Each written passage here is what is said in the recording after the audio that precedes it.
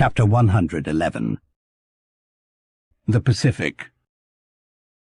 When gliding by the Bashy Isles, we emerged at last upon the great South Sea. Were it not for other things, I could have greeted my dear Pacific with uncounted thanks, for now the long supplication of my youth was answered. That serene ocean rolled eastwards from me 1,000 leagues of blue. There is, one knows not what sweet mystery about this sea, whose gently awful stirrings seem to speak of some hidden soul beneath, like those fabled undulations of the Ephesian sod over the buried evangelist St. John. And meet it is that over these sea pastures, wide-rolling watery prairies and potters' fields of all 4 continents, the waves should rise and fall, and ebb and flow unceasingly. For here millions of mixed shades and shadows, drowned dreams, somnambulisms, reveries, all that we call lives and souls, lie dreaming still, tossing like slumberers in their beds, the ever-rolling waves but made so by their restlessness. To any meditative Magian rover, this serene Pacific once beheld must ever after be the sea of his adoption. It rolls the midmost waters of the world, the Indian Ocean and Atlantic being but its arms. The same waves wash the moles of the new-built Californian towns, but yesterday planted by the recentest race of men, and lave the faded but still gorgeous skirts of Asiatic lands, older than Abraham, while all between float milky ways of coral isles, and low-lying, endless, unknown archipelagos and impenetrable Japans. Thus this mysterious, divine Pacific zones the world's whole bulk about, makes all coasts one bay to it, seems the tide-beating heart of earth. Lifted by those eternal swells, you needs must own the seductive god, bowing your head to Pan. But few thoughts of Pan stirred Ahab's brain, as standing like an iron statue at his accustomed place beside the mizzen rigging, with one nostril he unthinkingly snuffed the sugary musk from the Bashy Isles, in whose sweet woods mild lovers must be walking, and with the other consciously inhaled the salt breath of the new-found sea, that sea in which the hated white whale must even then be swimming.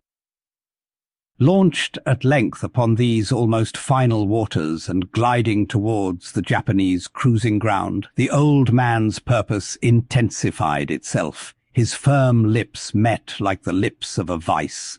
The delta of his forehead's veins swelled like overladen brooks. In his very sleep, his ringing cry ran through the vaulted hull. "Stirring all the white whale spouts thick blood!" Chapter 112. The Blacksmith.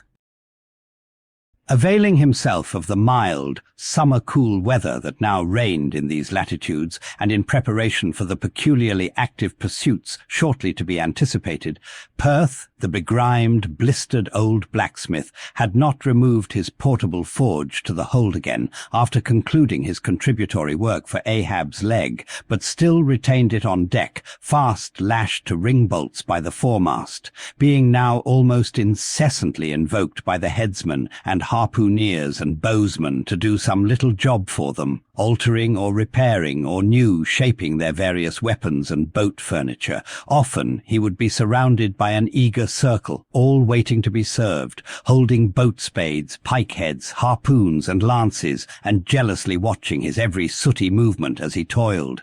Nevertheless, this old man's was a patient hammer wielded by a patient arm. No murmur, no impatience, no petulance did come from him. Silent, slow, and solemn, bowing over still further his chronically broken back, he toiled away, as if toil were life itself, and the heavy beating of his hammer the heavy beating of his heart. And so it was, most miserable. A peculiar walk in this old man, a certain slight but painful-appearing yawing in his gait, had at an early period of the voyage excited the curiosity of the mariners, and to the importunity of their persisted questionings he had finally given in, and so it came to pass that everyone now knew the shameful story of his wretched fate. Belated, and not innocently, one bitter winter's midnight, on the road running between two country towns, the blacksmith half stupidly felt the deadly numbness stealing over him and sought refuge in a leaning, dilapidated barn. The issue was the loss of the extremities of both feet. Out of this revelation, part by part, at last came out the 4 acts of the gladness, and the one long and as yet uncatastrophed 5th act of the grief of his life's drama. He was an old man who, at the age of nearly 60, had postponedly encountered that thing in sorrow's technicals called ruin. He had been an artisan of famed excellence, and with plenty to do, owned a house and garden, embraced a youthful, daughter-like, loving wife, and 3 blithe, ruddy children. Every Sunday went to a cheerful-looking church planted in a grove, but one night, under cover of darkness and further concealed in a most cunning disguisement, a desperate burglar slid into his happy home and robbed them all of everything. And darker yet to tell, the blacksmith himself did ignorantly conduct this burglar into his family's heart. It was the bottle conjurer. Upon the opening of that fatal cork, forth flew the fiend and shriveled up his home. Now, for prudent, most wise, and economic reasons, the blacksmith's shop was in the basement of his dwelling, but with a separate entrance to it, so that always had the young and loving, healthy wife listened with no unhappy nervousness, but with vigorous pleasure, to the stout ringing of her young-armed old husband's hammer, whose reverberations, muffled by passing through the floors and walls, came up to her, not unsweetly, in her nursery. And so, to stout labour's iron lullaby, the blacksmith's infants were rocked to slumber. Oh, woe on woe! Oh, death! Why canst thou not sometimes be timely? Hadst thou taken this old blacksmith to thyself ere his full ruin came upon him, then had the young widow had a delicious grief, and her orphans a truly venerable legendary sire to dream of in their after years, and all of them a care-killing competency. But death plucked down some virtuous elder brother, on whose whistling daily toil solely hung the responsibilities of some other family, and left the worse than useless old man standing till the hideous rot of life should make him easier to harvest. Why tell the whole? The blows of the basement hammer every day grew more and more between, and each blow every day grew fainter than the last. The wife sat frozen at the window, with tearless eyes, glitteringly gazing into the weeping faces of her children. The bellows fell, the forge choked up with cinders, the house was sold, the mother dived down into the long churchyard grass. Her children twice followed her thither, and the houseless, familyless old man staggered off a vagabond in crape, his every woe unreverenced, his grey head a scorn to flaxen curls. Death seems the only desirable sequel for a career like this, but death is only a launching into the region of the strange untried. It is but the first salutation to the possibilities of the immense remote, the wild, the watery, the unshored. Therefore, to the death-longing eyes of such men, who still have left in them some interior compunctions against suicide, does the all-contributed and all-receptive ocean alluringly spread forth his whole plain of unimaginable taking terrors and wonderful new-life adventures, and from the hearts of infinite Pacifics the 1,000 mermaids sing to them. Come hither, broken-hearted. Here is another life without the guilt of intermediate death. Here are wonders supernatural without dying for them. Come hither, bury thyself in a life which, to your now equally abhorred and abhorring landed world, is more oblivious than death. Come hither, put up thy gravestone too within the churchyard, and come hither till we marry thee. Hearkening to these voices east and west, by early sunrise and by fall of eve, the blacksmith's soul responded, I come, and so Perth went a-wailing. Chapter 113. The Forge. With matted beard and swathed in a bristling sharkskin apron, about midday, Perth was standing between his forge and anvil, the latter placed upon an ironwood log, with one hand holding a pike head in the coals, and with the other at his forge's lungs, when Captain Ahab came along, carrying in his hand a small, rusty-looking leathern bag. While yet a little distance from the forge, moody Ahab paused, till at last Perth, withdrawing his iron from the fire, began hammering it upon the anvil, the red mass sending off the sparks in thick, hovering flights, some of which flew close to Ahab. Are these thy mother Carey's chickens, Perth? They are always flying in thy wake. Birds of good omen too, but not to all. Look here, they burn, but thou livest among them without a scorch. Because I am scorched all over, Captain Ahab, answered Perth, resting for a moment on his hammer. I am past scorching. Not easily canst thou scorch a scar. Well, no more. Thy shrunk voice sounds too calmly, sanely woeful to me. In no paradise myself, I am impatient of all misery in others that is not mad. Thou shouldst go mad, blacksmith. Say, why dost thou not go mad? How canst thou endure without being mad? Do the heavens yet hate thee that thou canst not go mad? What wert thou making there? Welding an old pike head, sir. There were seams and dents in it. And canst thou make it all smooth again, blacksmith, after such hard usage as it had? I think so, sir. And I suppose thou canst smooth almost any seams and dents, never mind how hard the metal, blacksmith? Aye, sir. I think I can. All seams and dents but one. Look ye here, then, cried Ahab, passionately advancing and leaning with both hands on Perth's shoulders. Look ye here, bear, can ye smooth out a seam like this, blacksmith? Sweeping one hand across his ribbed brow. If thou couldst, blacksmith, glad enough would I lay my head upon thy anvil, and feel thy heaviest hammer between my eyes. Answer, canst thou smooth this seam? Oh, that is the one, sir. Said I not all seams and dents but one? Aye, blacksmith, it is the one. Aye, man, it is unsmoothable. For though thou only seest it here in my flesh, it has worked down into the bone of my skull. That is all wrinkles. But away with child's play. No more gaffs and pikes today. Look ye here. Jingling the leathern bag as if it were full of gold coins. I, too, want a harpoon made. One that 1,000 yoke of fiends could not part, Perth.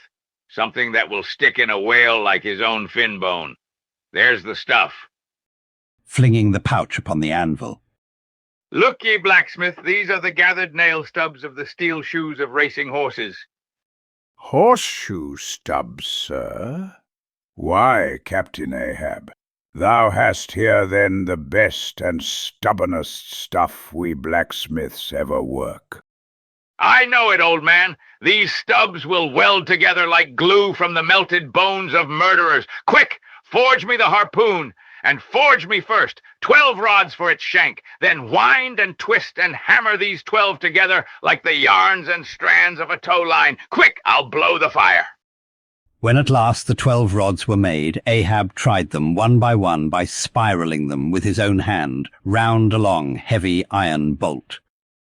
A flaw! Rejecting the last one. Work that over again, Perth. This done, Perth was about to begin welding the 12 into one, when Ahab stayed his hand and said he would weld his own iron. As then, with regular gasping hems, he hammered on the anvil, Perth passing to him the glowing rods, one after the other, and the hard-pressed forge shooting up its intense, straight flame, the Parsee passed silently, and bowing over his head towards the fire, seemed invoking some curse or some blessing on the toil. But as Ahab looked up, he slid aside. "What's that bunch of lucifers dodging about there for?" muttered Stubb, looking on from the forecastle. "That Parsee smells fire like a fusee, and smells of it himself like a hot musket's powder pan." At last the shank, in one complete rod, received its final heat, and as Perth, to temper it, plunged it all hissing into the cask of water nearby, the scalding steam shot up into Ahab's bent face. "Wouldst thou brand me, Perth?" Wincing for a moment with the pain. Have I been but forging my own branding iron, then? Pray God, not that. Yet I fear something, Captain Ahab. Is not this harpoon for the white whale? For the white fiend, but now for the barbs. Thou must make them thyself, man. Here are my razors, the best of steel. Here, and make the barbs sharp as the needle-sleet of the icy sea. For a moment, the old blacksmith eyed the razors as though he would fain not use them. Take them, man, I have no need for them, for I now neither shave, sup, nor pray till, but here to work. Fashioned at last into an arrowy shape, and welded by Perth to the shank, the steel soon pointed the end of the iron. And as the blacksmith was about giving the barbs their final heat, prior to tempering them, he cried to Ahab to place the water cask near. No, no, no water for that. I want it of the true death temper. Ahoy there, Tashtego, Queequeg, Dagu. What say ye, pagans? Will ye give me as much blood as will cover this barb? Holding it high up. A cluster of dark nods replied, yes. 3 punctures were made in the heathen flesh, and the white whale's barbs were then tempered. Ego non baptizo te in nomine Patris sed in nomine Diaboli. Deliriously howled Ahab as the malignant iron scorchingly devoured the baptismal blood. Now, mustering the spare poles from below and selecting one of hickory, with the bark still investing it, Ahab fitted the end to the socket of the iron. A coil of new tow-line was then unwound, and some fathoms of it taken to the windlass, and stretched to a great tension. Pressing his foot upon it till the rope hummed like a harp string, then eagerly bending over it, and seeing no strandings, Ahab exclaimed, Good, and now for the seizings. At one extremity the rope was unstranded, and the separate spread yarns were all braided and woven round the socket of the harpoon. The pole was then driven hard up into the socket. From the lower end the rope was traced halfway along the pole's length, and firmly secured so, with intertwistings of twine. This done, pole, iron, and rope, like the 3 fates, remained inseparable, and Ahab moodily stalked away with the weapon, the sound of his ivory leg and the sound of the hickory pole, both hollowly ringing along every plank. But ere he entered his cabin, a light, unnatural, half-bantering, yet most piteous sound was heard. O Pip, thy wretched laugh, thy idle but unresting eye, all thy strange mummeries not unmeaningly blended with the black tragedy of the melancholy ship, and mocked it. Chapter 114. The Gilder.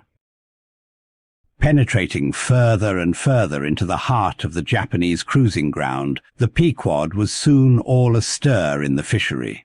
Often in mild, pleasant weather, for 12, 15, 18, and 20 hours on the stretch, they were engaged in the boats, steadily pulling or sailing or paddling after the whales, or for an interlude of 60 or 70 minutes calmly awaiting their uprising, though with but small success for their pains. At such times, under an abated sun, afloat all day upon smooth, slow, heaving swells, seated in his boat, light as a birch canoe, and so sociably mixing with the soft waves themselves, that like hearthstone cats they purr against the gunwale.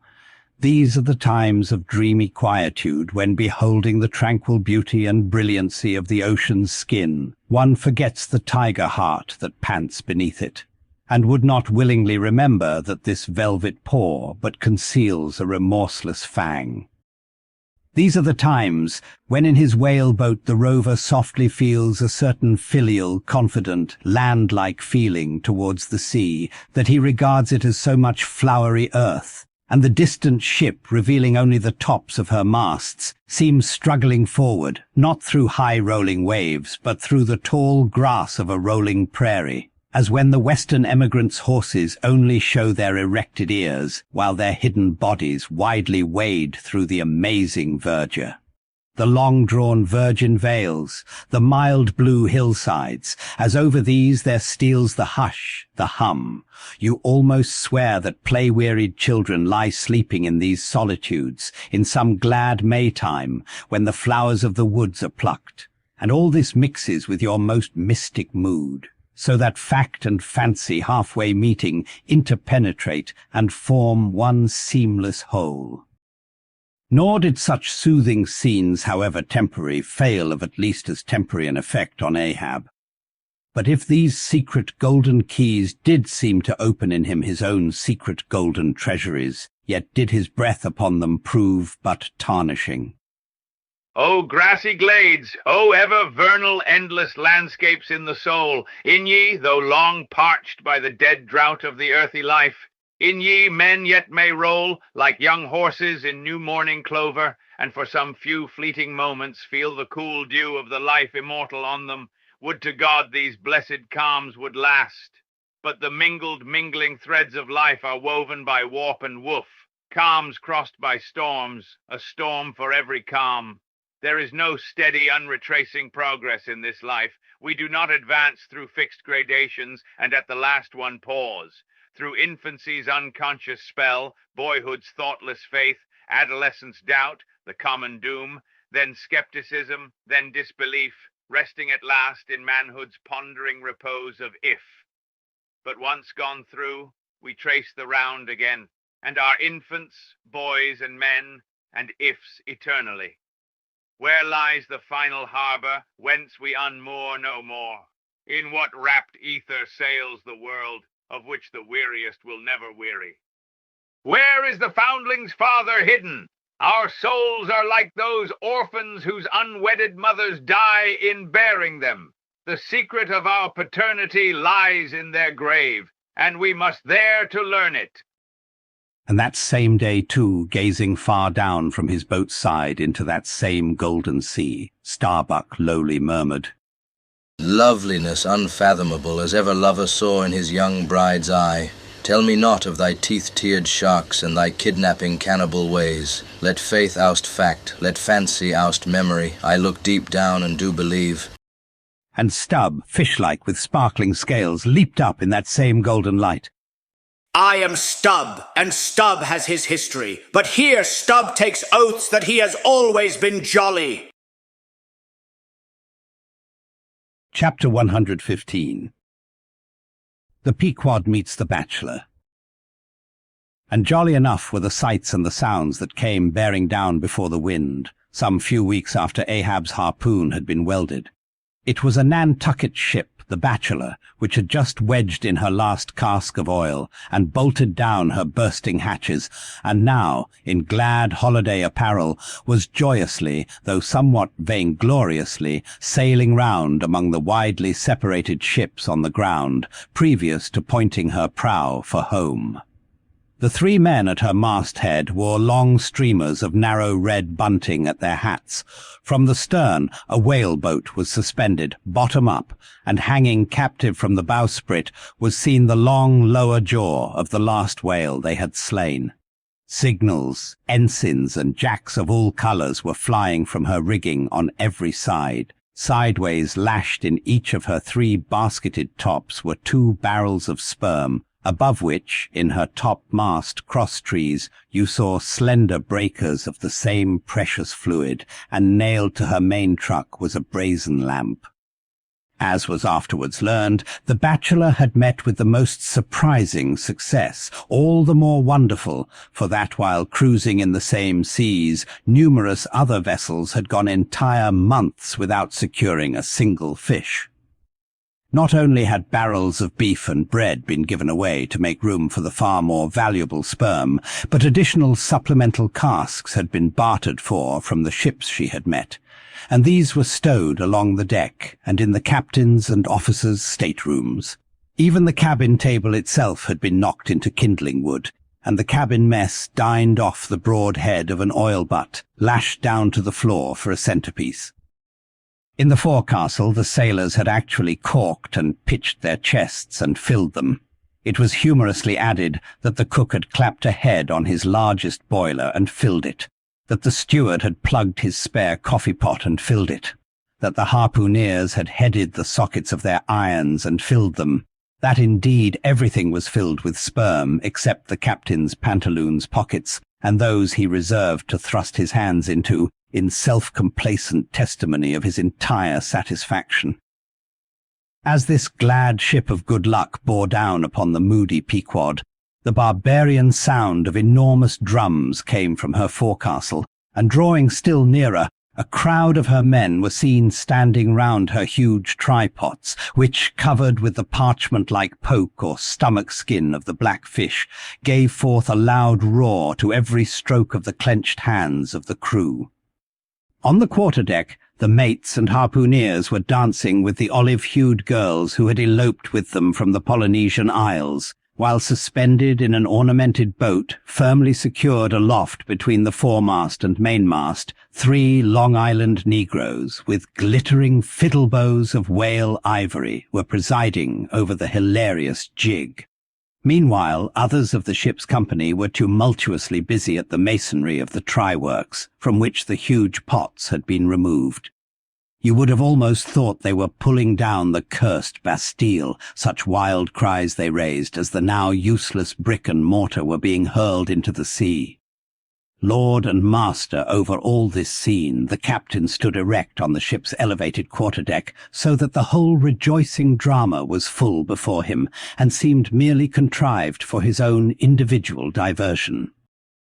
And Ahab, he too was standing on his quarterdeck, shaggy and black with a stubborn gloom, and as the 2 ships crossed each other's wakes, one all jubilations for things past, the other all forebodings as to things to come, their 2 captains in themselves impersonated the whole striking contrast of the scene. "Come aboard! Come aboard!" cried the gay bachelor's commander, lifting a glass and a bottle in the air. Hast seen the white whale? Gritted Ahab in reply. "No, only heard of him, but don't believe in him at all," said the other good-humouredly. "Come aboard!" Thou art too damned jolly. Sail on. Hast lost any men? "Not enough to speak of. 2 islanders, that's all. But come aboard, old hearty, come along. I'll soon take that black from your brow. Come along, will ye? Merry's the play. A full ship and homeward bound." How wondrous familiar is a fool. Muttered Ahab, then aloud. Thou art a full ship and homeward bound, thou sayest. Well then, call me an empty ship and outward bound. So go thy ways, and I will mine. Forward there, set all sail, and keep her to the wind. And thus, while the one ship went cheerily before the breeze, the other stubbornly fought against it, and so the 2 vessels parted. The crew of the Pequod looking with grave, lingering glances towards the receding bachelor, but the bachelor's men never heeding their gaze for the lively revelry they were in.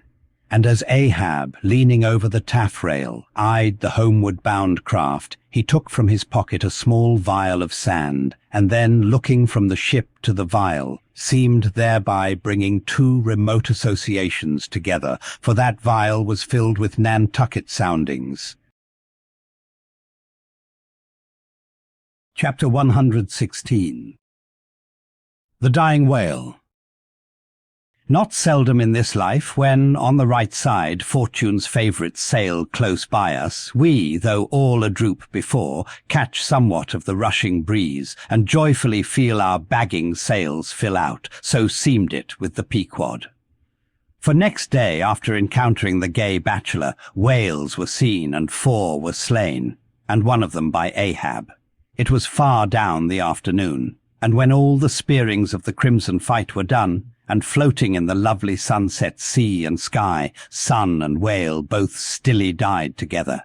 Then such a sweetness and such plaintiveness, such inwreathing orisons curled up in that rosy air, that it almost seemed as if far over from the deep green convent valleys of the Manila Isles, the Spanish land breeze, wantonly turned sailor, had gone to sea, freighted with these vesper hymns. Soothed again, but only soothed to deeper gloom, Ahab, who had sterned off from the whale, sat intently watching his final wanings from the now tranquil boat. For that strange spectacle observable in all sperm whales dying, the turning sunwards of the head, and so expiring, that strange spectacle, beheld of such a placid evening, somehow to Ahab conveyed a wondrousness unknown before. He turns and turns him to it, how slowly, but how steadfastly, his homage rendering and invoking brow with his last dying motions. He too worships fire, most faithful broad baronial vassal of the sun. Oh, that these two favouring eyes should see these two favouring sights. Look, here, far waterlocked, beyond all hum of human weal or woe, in these most candid and impartial seas, where to traditions no rocks furnish tablets, where for long Chinese ages the billows have still rolled on speechless and unspoken to, as stars that shine upon the Niger's unknown source. Here, too, life dies sunwards full of faith, but see, no sooner dead than death whirls round the corpse, and it heads some other way. O thou dark Hindu half of nature, who of drowned bones hast builded thy separate throne somewhere in the heart of these unverdured seas. Thou art an infidel, thou queen, and too truly speakest to me in the wide slaughtering typhoon and the hushed burial of its after-calm. Nor has this thy whale sunwards turned his dying head, and then gone round again, without a lesson to me. O trebly hooped and welded hip of power, O high aspiring rainbow jet, that one striveth, this one jetteth all in vain. In vain, O whale, dost thou seek intercedings with yon all-quickening sun, that only calls forth life, but gives it not again. Yet dost thou, darker half, rock me with a prouder, if a darker faith. All thy unnameable imminglings float beneath me here. I am buoyed by breaths of once living things, exhaled as air, but water now. Then hail, forever hail, O sea, in whose eternal tossings the wild fowl finds his only rest, born of earth, yet suckled by the sea. Though hill and valley mothered me, ye billows are my foster brothers. Chapter 117. The Whale Watch. The 4 whales slain that evening had died wide apart, one far to windward, one less distant to leeward, one ahead, one astern. These last 3 were brought alongside ere nightfall, but the windward one could not be reached till morning, and the boat that had killed it lay by its side all night, and that boat was Ahab's. The waif-pole was thrust upright into the dead whale's spout-hole, and the lantern hanging from its top cast a troubled, flickering glare upon the black, glossy back, and far out upon the midnight waves, which gently chafed the whale's broad flank like soft surf upon a beach. Ahab and all his boat's crew seemed asleep, but the Parsee, who, crouching in the bow, sat watching the sharks that spectrally played round the whale and tapped the light cedar planks with their tails. A sound like the moaning in squadrons over asphaltites of unforgiven ghosts of Gomorrah ran shuddering through the air. Started from his slumbers, Ahab, face to face, saw the Parsee, and hooped round by the gloom of the night, they seemed the last men in a flooded world. I have dreamed it again, said he. Of the hearses? Have I not said, old man, that neither hearse nor coffin can be thine? And who are hearse that die on the sea? But I said, old man, that ere thou couldst die on this voyage, 2 hearses must verily be seen by thee on the sea.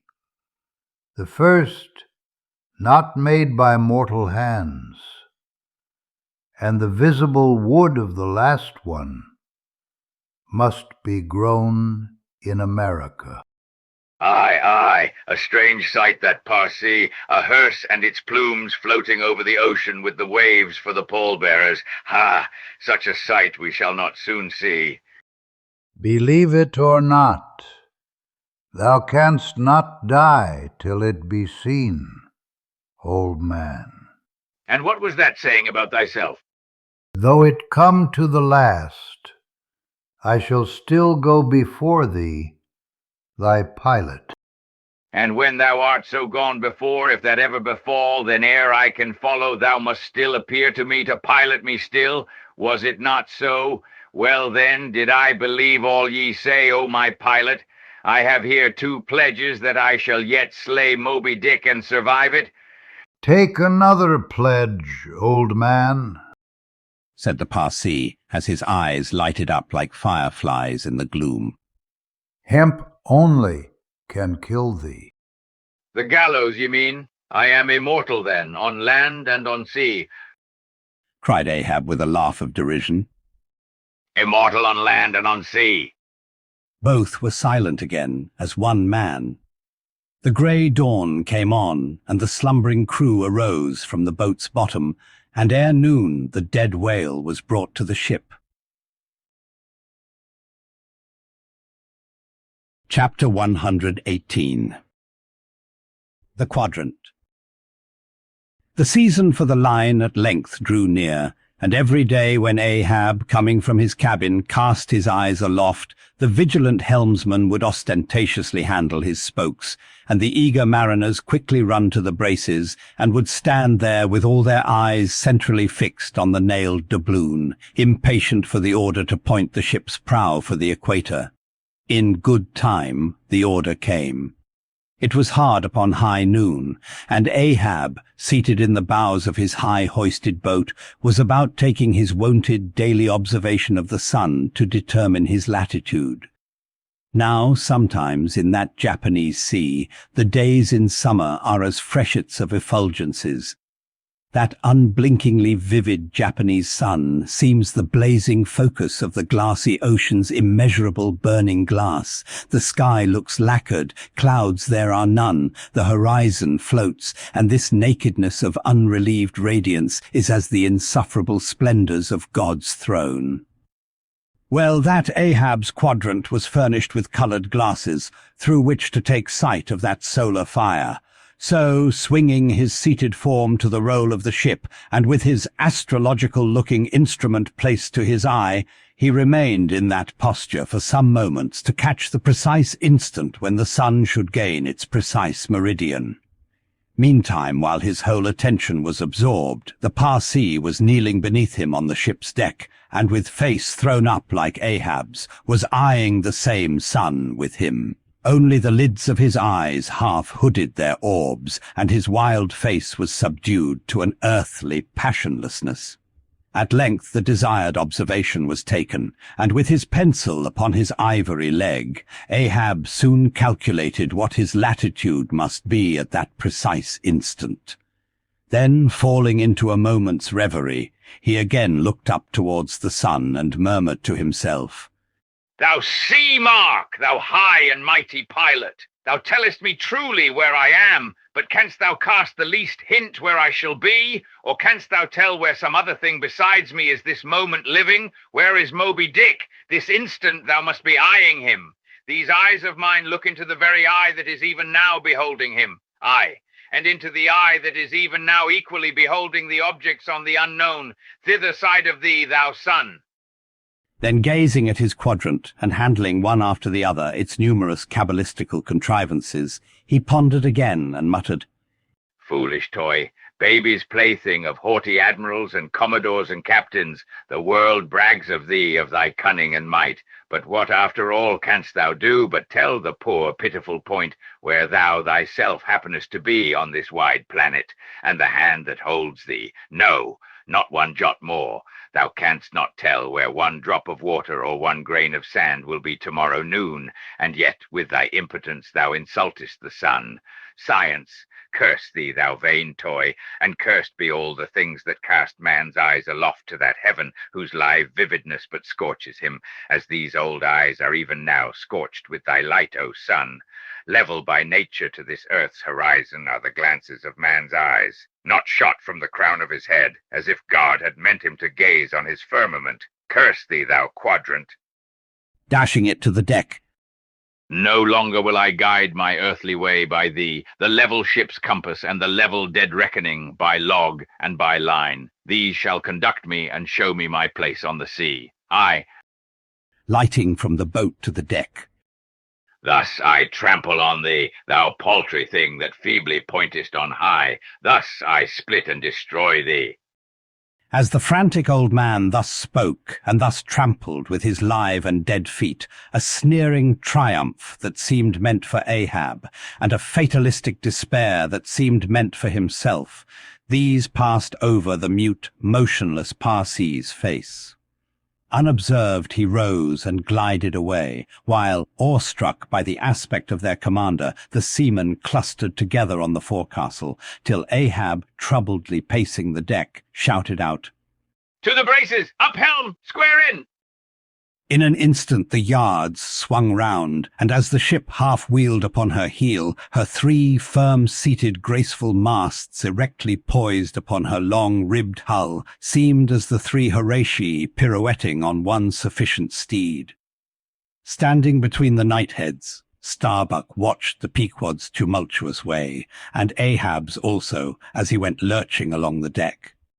I have sat before the dense coal fire and watched it all aglow, full of its tormented, flaming life, and I have seen it wane at last, down, down to dumbest dust. Old man of oceans, of all this fiery life of thine, what will at length remain but one little heap of ashes?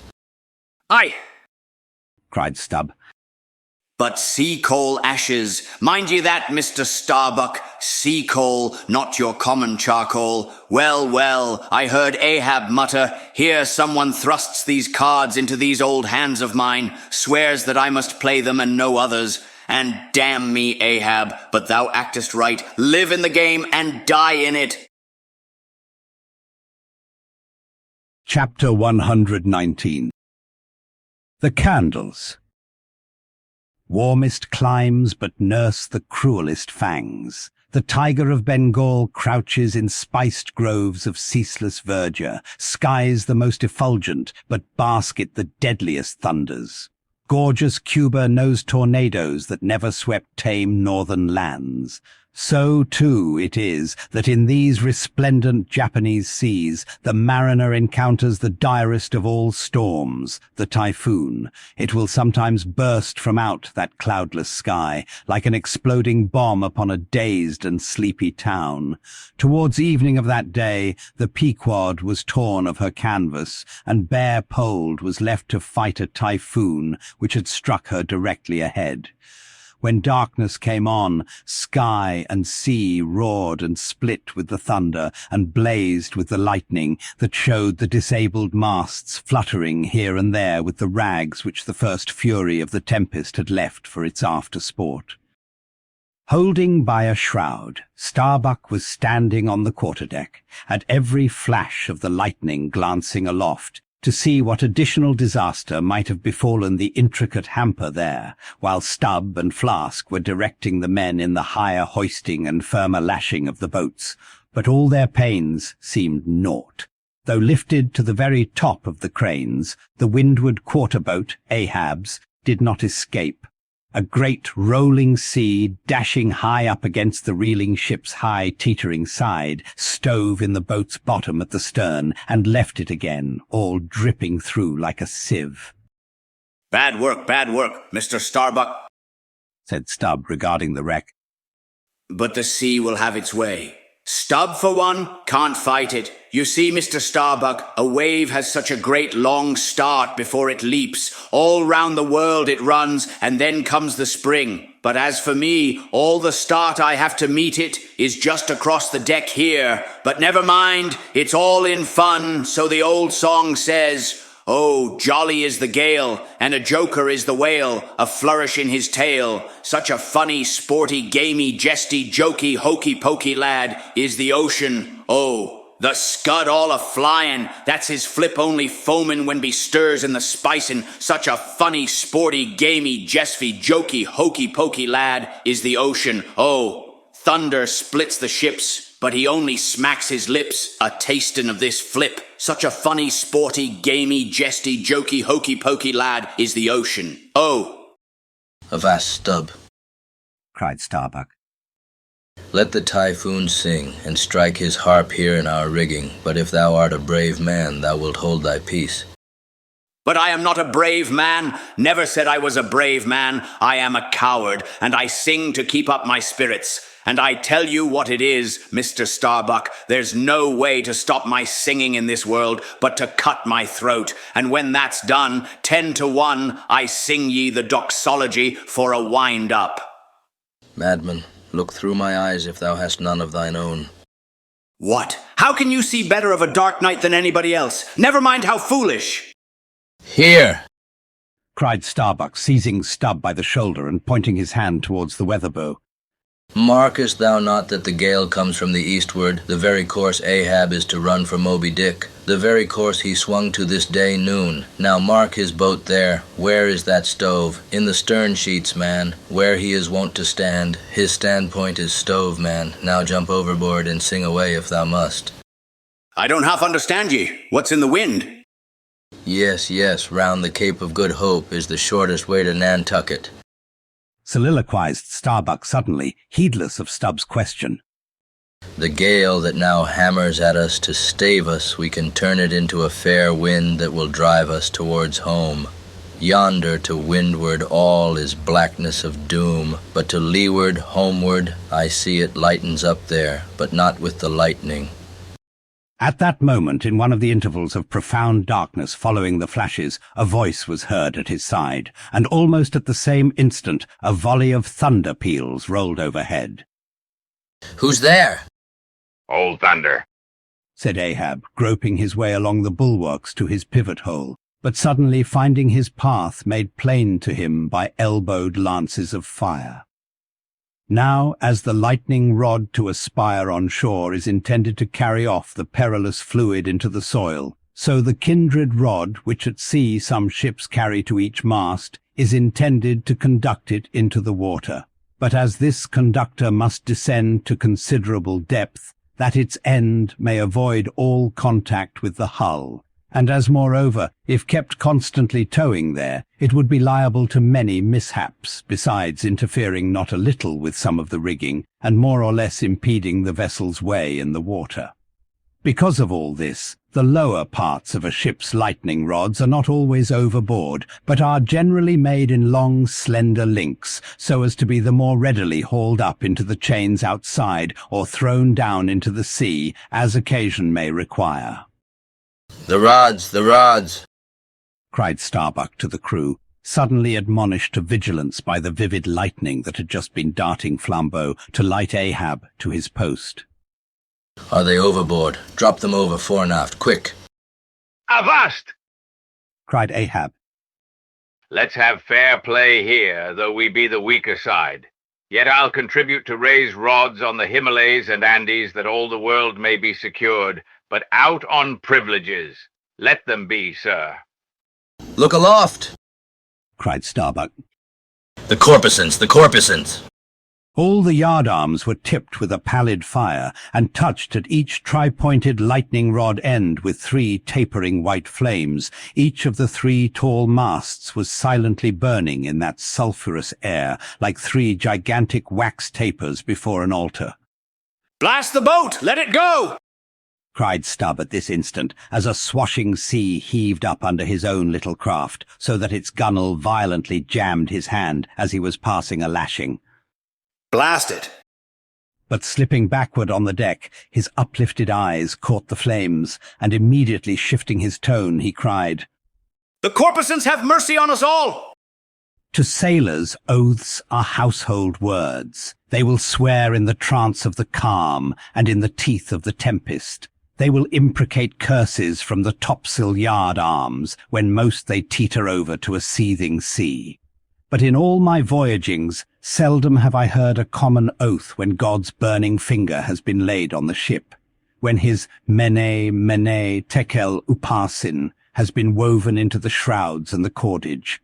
While this pallidness was burning aloft, few words were heard from the enchanted crew, who in one thick cluster stood on the forecastle, all their eyes gleaming in that pale phosphorescence like a far-away constellation of stars. Relieved against the ghostly light, the gigantic jet negro, Dagu, loomed up to thrice his real stature, and seemed the black cloud from which the thunder had come. The parted mouth of Tashtego revealed his shark-white teeth, which strangely gleamed as if they too had been tipped by corpuscents. While lit up by the preternatural light, Queequeg's tattooing burned like satanic blue flames on his body. The tableau all waned at last with the pallidness aloft, and once more the Pequod and every soul on her decks were wrapped in a pall. A moment or two passed when Starbuck, going forward, pushed against someone. It was Stubb. What thinkest thou now, man? I heard thy cry. It was not the same in the song. No, it wasn't. I said the corpuscants have mercy on us all, and I hope they will still. But do they only have mercy on long faces? Have they no bowels for a laugh? And look ye, Mr. Starbuck, but it's too dark to look. Hear me then, I take that masthead flame we saw for a sign of good luck, for those masts are rooted in a hold that is going to be chock-a-block with sperm oil, do you see? And so all that sperm will work up into the masts, like sap in a tree. Yes, our 3 masts will yet be as 3 spermaceti candles. That's the good promise we saw. At that moment, Starbuck caught sight of Stubb's face slowly beginning to glimmer into sight. Glancing upwards, he cried, See. And once more the high, tapering flames were beheld with what seemed redoubled supernaturalness in their pallor. The corpusants have mercy on us all! Cried Stubb again. At the base of the mainmast, full beneath the doubloon and the flame, the Parsee was kneeling in Ahab's front, but with his head bowed away from him, while nearby, from the arched and overhanging rigging, where they had just been engaged securing a spar, a number of the seamen, arrested by the glare, now cohered together and hung pendulous, like a knot of numbed wasps from a drooping orchard twig. In various enchanted attitudes, like the standing or stepping or running skeletons in Herculaneum, others remained rooted to the deck, but all their eyes upcast. Aye, men. Cried Ahab. Look up at it. Mark it well. The white flame but lights the way to the white whale. Hand me those mainmast links there. I would fain feel this pulse, and let mine beat against it, blood against fire. So. Then turning, the last link held fast in his left hand, he put his foot upon the Parsee, and with fixed upward eye and high-flung right arm, he stood erect before the lofty tri-pointed trinity of flames. O thou clear spirit of clear fire, whom on these seas I as Persian once did worship, till in the sacramental act so burned by thee, that to this hour I bear the scar, I now know thee, thou clear spirit, and I now know that thy right worship is defiance. To neither love nor reverence wilt thou be kind, and e'en for hate thou canst but kill, and all are killed. No fearless fool now fronts thee. I own thy speechless, placeless power, but to the last gasp of my earthquake life will dispute its unconditional, unintegral mastery in me. In the midst of the personified impersonal, a personality stands here, though but a point at best. Whencesoe'er I came, wheresoe'er I go, yet while I earthly live, the queenly personality lives in me and feels her royal rights. But war is pain, and hate is woe. Come in thy lowest form of love, and I will kneel and kiss thee, but at thy highest come as mere supernal power, and though thou launchest navies of full-freighted worlds, there's that in here that still remains indifferent. O thou clear spirit, of thy fire thou madest me, and like a true child of fire, I breathe it back to thee. Sudden, repeated flashes of lightning, the 9 flames leap lengthwise to thrice their previous height. Ahab, with the rest, closes his eyes, his right band pressed hard upon them. I own thy speechless, placeless power. Said I not so? Nor was it wrung from me, nor do I now drop these links. Thou canst blind, but I can then grope. Thou canst consume, but I can then be ashes. Take the homage of these poor eyes and shutter hands. I would not take it. The lightning flashes through my skull. Mine eyeballs ache and ache. My whole beaten brain seems as beheaded and rolling on some stunning ground. Oh, yet blindfold, yet will I talk to thee. Light though thou be, thou leapest out of darkness. But I am darkness, leaping out of light, leaping out of thee. The javelins cease, open eyes, see or not, there burn the flames. O thou magnanimous, now I do glory in my genealogy. But thou art but my fiery father, my sweet mother, I know not. O cruel, what hast thou done with her? There lies my puzzle, but thine is greater. Thou knowest not how came ye, hence callest thyself unbegotten. Certainly knowest not thy beginning, hence callest thyself unbegun. I know that of me, which thou knowest not of thyself, O thou omnipotent, there is some unsuffusing thing beyond thee, thou clear spirit, to whom all thy eternity is but time, all thy creativeness mechanical. Through thee, thy flaming self, my scorched eyes do dimly see it. O thou foundling fire, thou hermit immemorial, thou too hast thy incommunicable riddle, thy unparticipated grief. Here again with haughty agony I read my sire, leap, leap up, and lick the sky. I leap with thee, I burn with thee, would fain be welded with thee, defyingly I worship thee. The boat, cried Starbuck. Look at thy boat, old man. Ahab's harpoon, the one forged at Perth's fire, remained firmly lashed in its conspicuous crotch, so that it projected beyond his whaleboat's bow, but the sea that had stove its bottom had caused the loose leather sheath to drop off, and from the keen steel barb there now came a levelled flame of pale forked fire. As the silent harpoon burned there like a serpent's tongue, Starbuck grasped Ahab by the arm. God is against thee, old man, forbear. 'Tis an ill voyage, ill begun, ill continued. Let me square the yards while we may, old man, and make a fair wind of it homewards to go on a better voyage than this. Overhearing Starbuck, the panic-stricken crew instantly ran to the braces, though not a sail was left aloft. For the moment all the aghast mates' thoughts seemed theirs. They raised a half-mutinous cry, but dashing the rattling lightning links to the deck and snatching the burning harpoon, Ahab waved it like a torch among them, swearing to transfix with it the first sailor that but cast loose a rope's end. Petrified by his aspect, and still more shrinking from the fiery dart that he held, the men fell back in dismay, and Ahab again spoke. All your oaths to hunt the white whale are as binding as mine, and heart, soul, and body, lungs, and life, old Ahab is bound, and that ye may know to what tune this heart beats, look ye here, thus I blow out the last fear.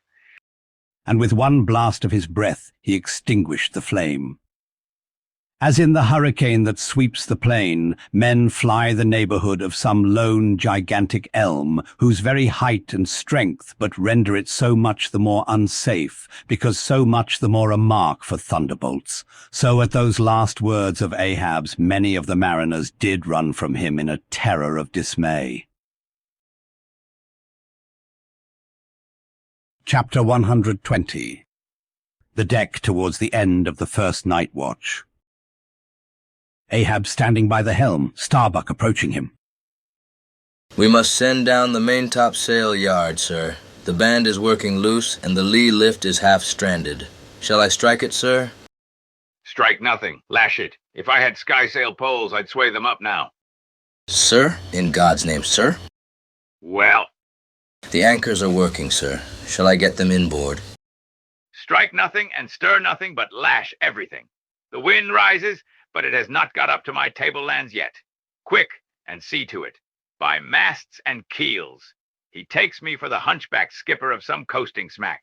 Send down my main topsail yard.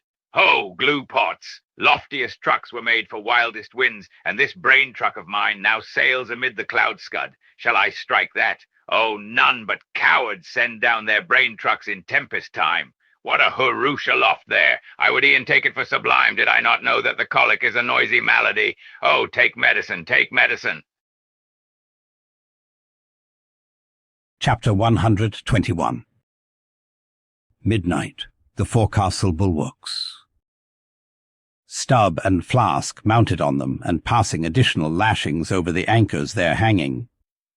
No, Stubb. You may pound that knot there as much as you please, but you will never pound into me what you were just now saying. And how long ago is it since you said the very contrary? Didn't you once say that whatever ship Ahab sails in, that ship should pay something extra on its insurance policy, just as though it were loaded with powder barrels aft and boxes of lucifers forward? Stop now. Didn't you say so? Well, suppose I did. What then? I've part changed my flesh since that time, why not my mind? Besides, supposing we are loaded with powder barrels aft and lucifers forward, how the devil could the lucifers get afire in this drenching spray here? Why, my little man, you have pretty red hair, but you couldn't get a fire now. Shake yourself. Your Aquarius, or the water-bearer flask, might fill pitchers at your coat collar. Don't you see, then, that for these extra risks, the marine insurance companies have extra guarantees? Here are hydrants, Flask. But hark, again, and I'll answer ye the other thing. First, take your leg off from the crown of the anchor here, though, so I can pass the rope. Now listen. What's the mighty difference between holding a mast's lightning rod in the storm and standing close by a mast that hasn't got any lightning rod at all in a storm? Don't you see, you timberhead, that no harm can come to the holder of the rod unless the mast is first struck? What are you talking about, then? Not one ship in 100 carries rods, and Ahab, I man, and all of us. We're in no more danger then, in my poor opinion, than all the crews in 10,000 ships now sailing the seas. Why, you king post, I suppose you would have every man in the world go about with a small lightning rod running up the corner of his hat like a militia officer's skewered feather and trailing behind like his sash. Why don't ye be sensible, Flask? It's easy to be sensible. Why don't you then? Any man with half an eye can be sensible. I don't know that, Stubb. You sometimes find it rather hard. Yes, when a fellow's soaked through, it's hard to be sensible, that's a fact. And I am about drenched with this spray. Never mind. Catch the turn there and pass it. Seems to me we are lashing down these anchors now as if they were never going to be used again. Tying these two anchors here, Flask, seems like tying a man's hands behind him. And what big, generous hands they are, to be sure. These are your iron fists, hey? What a hold they have, too. I wonder, Flask, whether the world is anchored anywhere. If she is, she swings with an uncommon long cable, though. There, hammer that knot down, and we've done. So, next to touching land, lighting on deck is the most satisfactory. I say, just wring out my jacket skirts, will ye? Thank ye. They laugh at long togs so, Flask, but seems to me a long-tailed coat ought always to be worn in all storms afloat. The tails tapering down that way serve to carry off the water, do you see? Same with cocked hats. The cocks form gable-end eave troughs, Flask.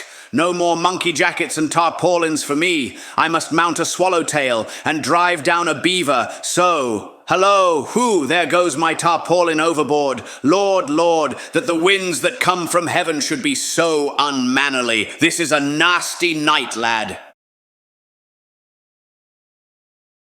Chapter 122.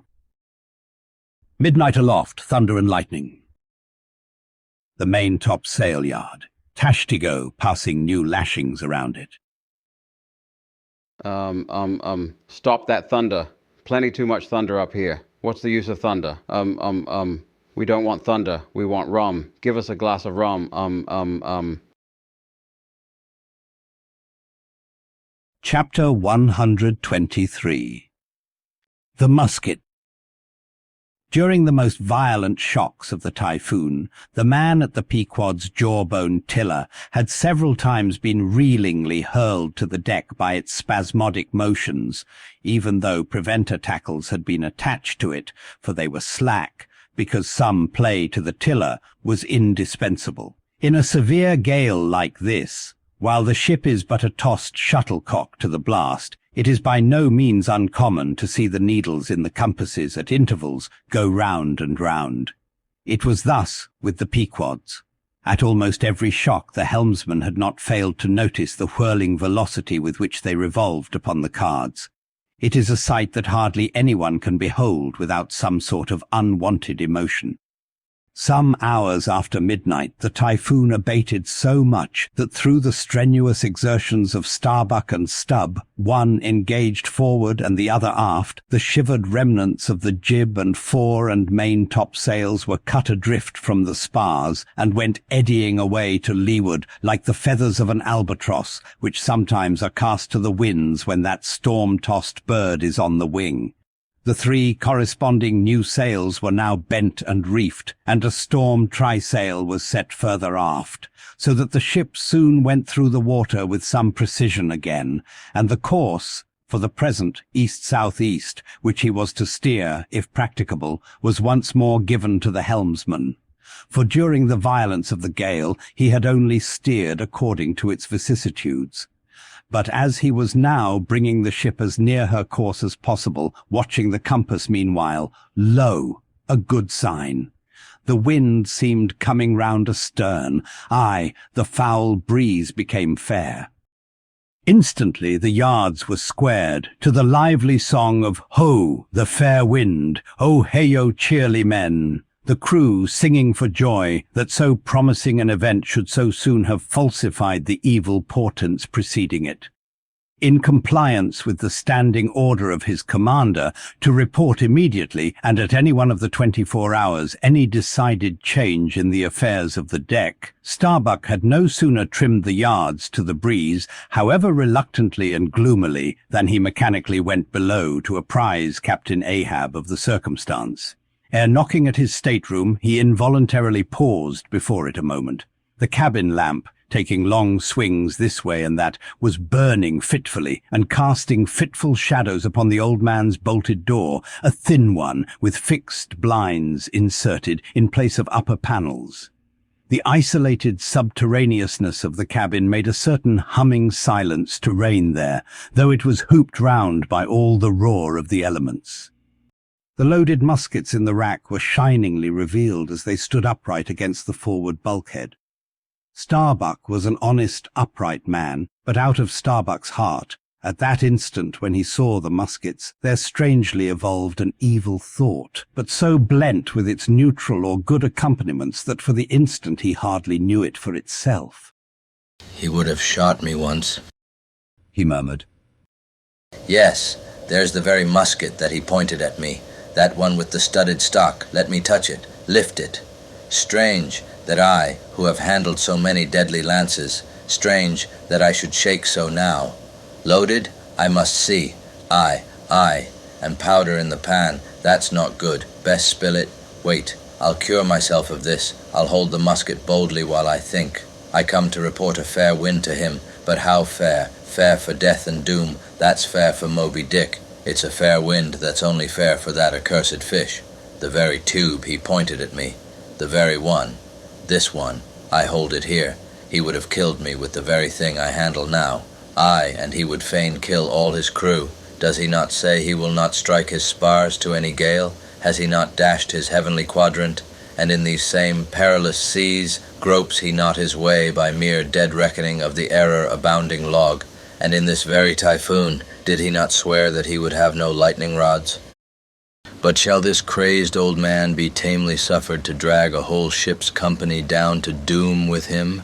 Yes, it would make him the willful murderer of 30 men and more, if this ship come to any deadly harm, and come to deadly harm, my soul swears this ship will, if Ahab have his way. If, then, he were this instant put aside, that crime would not be his. Ha, is he muttering in his sleep? Yes, just there, in there he's sleeping. Sleeping, aye, but still alive, and soon awake again. I can't withstand thee then, old man. Not reasoning, not remonstrance, not entreaty wilt thou hearken to. All this thou scornest. Flat obedience to thy own flat commands, this is all thou breathest. Aye, and say'st the men have vowed thy vow. Say'st all of us are Ahabs. Great God forbid, but is there no other way? No lawful way? Make him a prisoner to be taken home? What? Hope to wrest this old man's living power from his own living hands? Only a fool would try it. Say he were pinioned even, knotted all over with ropes and hawsers, chained down to ring bolts on this cabin floor, he would be more hideous than a caged tiger then. I could not endure the sight, could not possibly fly his howlings. All comfort, sleep itself, inestimable reason would leave me on the long, intolerable voyage. What then remains? The land is hundreds of leagues away, and Loch Japan the nearest. I stand alone here upon an open sea, with 2 oceans and a whole continent between me and law. Aye, aye, 'tis so. Is heaven a murderer when its lightning strikes a would-be murderer in his bed, tindering sheets and skin together? And would I be a murderer then, if... And slowly, stealthily, and half sideways looking, he placed the loaded musket's end against the door. On this level, Ahab's hammock swings within, his head this way. A touch, and Starbuck may survive to hug his wife and child again. Oh, Mary, Mary, boy, boy, boy. But if I wake thee not to death, old man, who can tell to what unsounded deeps Starbuck's body this day week may sink with all the crew? Great God, where art thou? Shall I? Shall I? The wind has gone down and shifted, sir. The fore and main topsails are reefed and set. She heads her course. Stern all, O Moby Dick, I clutch thy heart at last. Such were the sounds that now came hurtling from out the old man's tormented sleep, as if Starbuck's voice had caused the long, dumb dream to speak.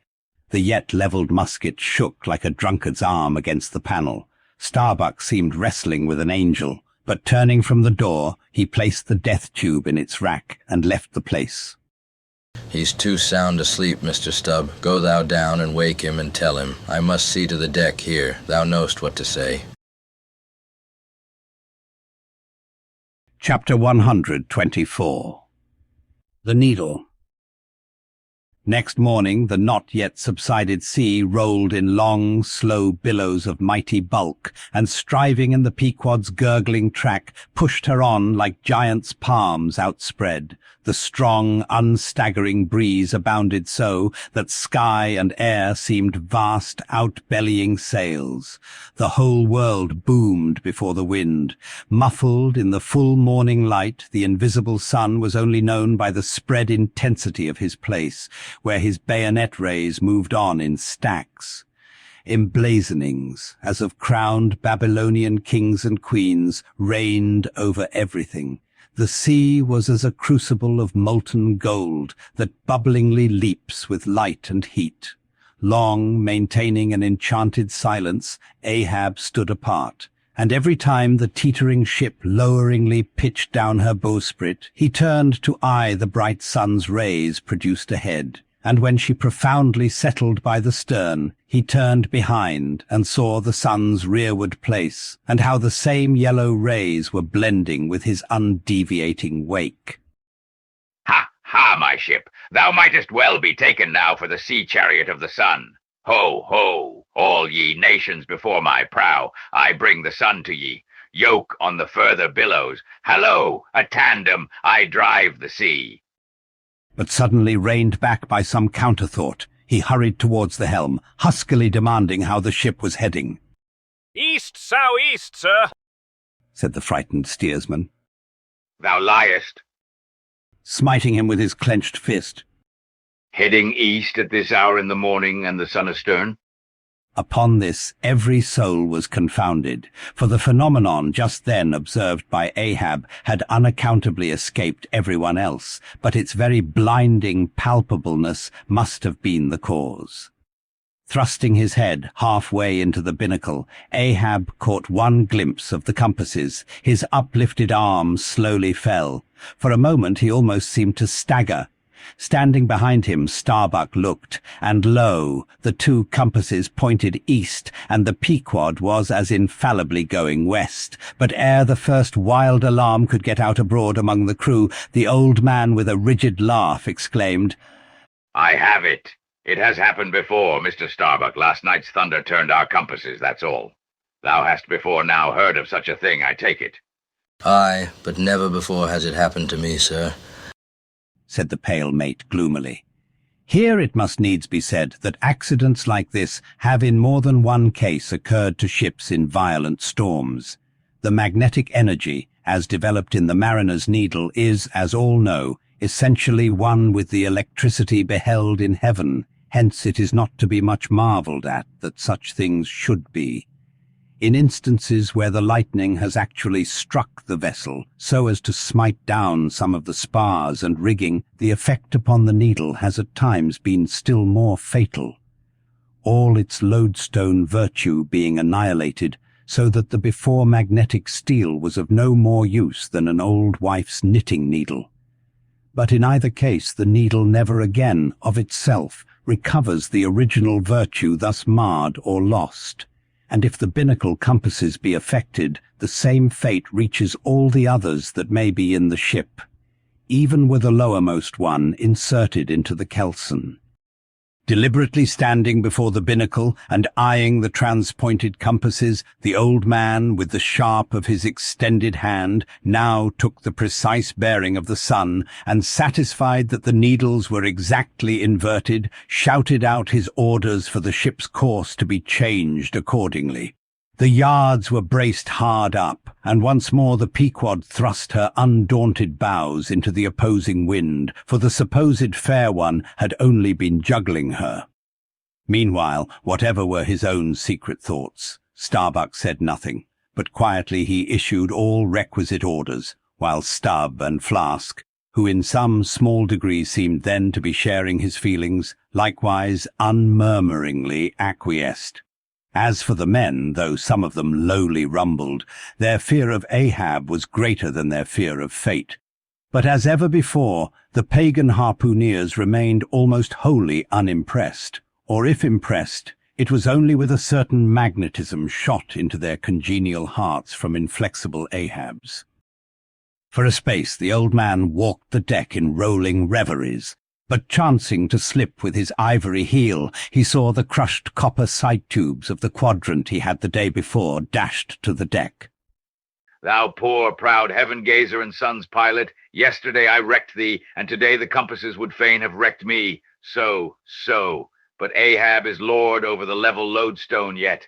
Mr. Starbuck, a lance without the pole, a top-maul, and the smallest of the sailmaker's needles. Quick! Accessory, perhaps, to the impulse dictating the thing he was now about to do, were certain prudential motives, whose object might have been to revive the spirits of his crew by a stroke of his subtile skill, in a matter so wondrous as that of the inverted compasses. Besides, the old man well knew that to steer by transpointed needles, though clumsily practicable, was not a thing to be passed over by superstitious sailors without some shudderings and evil portents. Men, said he, steadily turning upon the crew as the mate handed him the things he had demanded.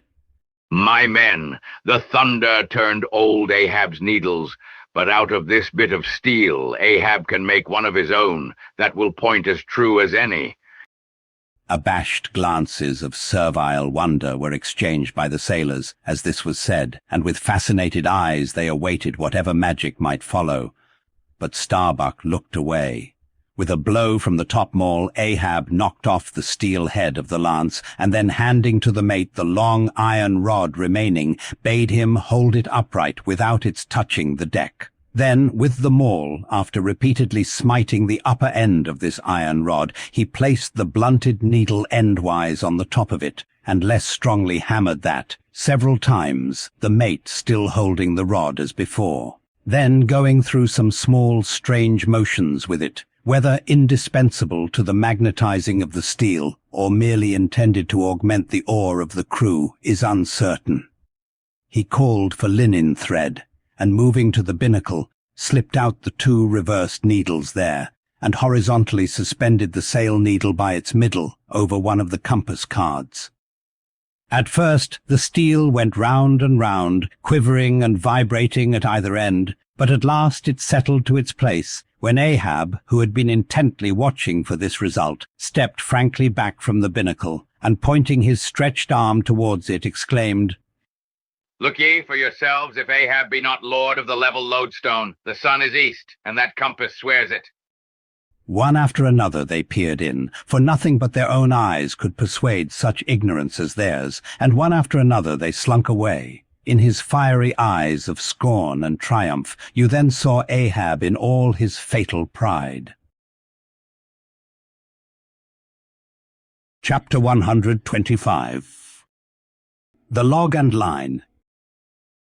While now the fated Pequod had been so long afloat this voyage, the log and line had but very seldom been in use.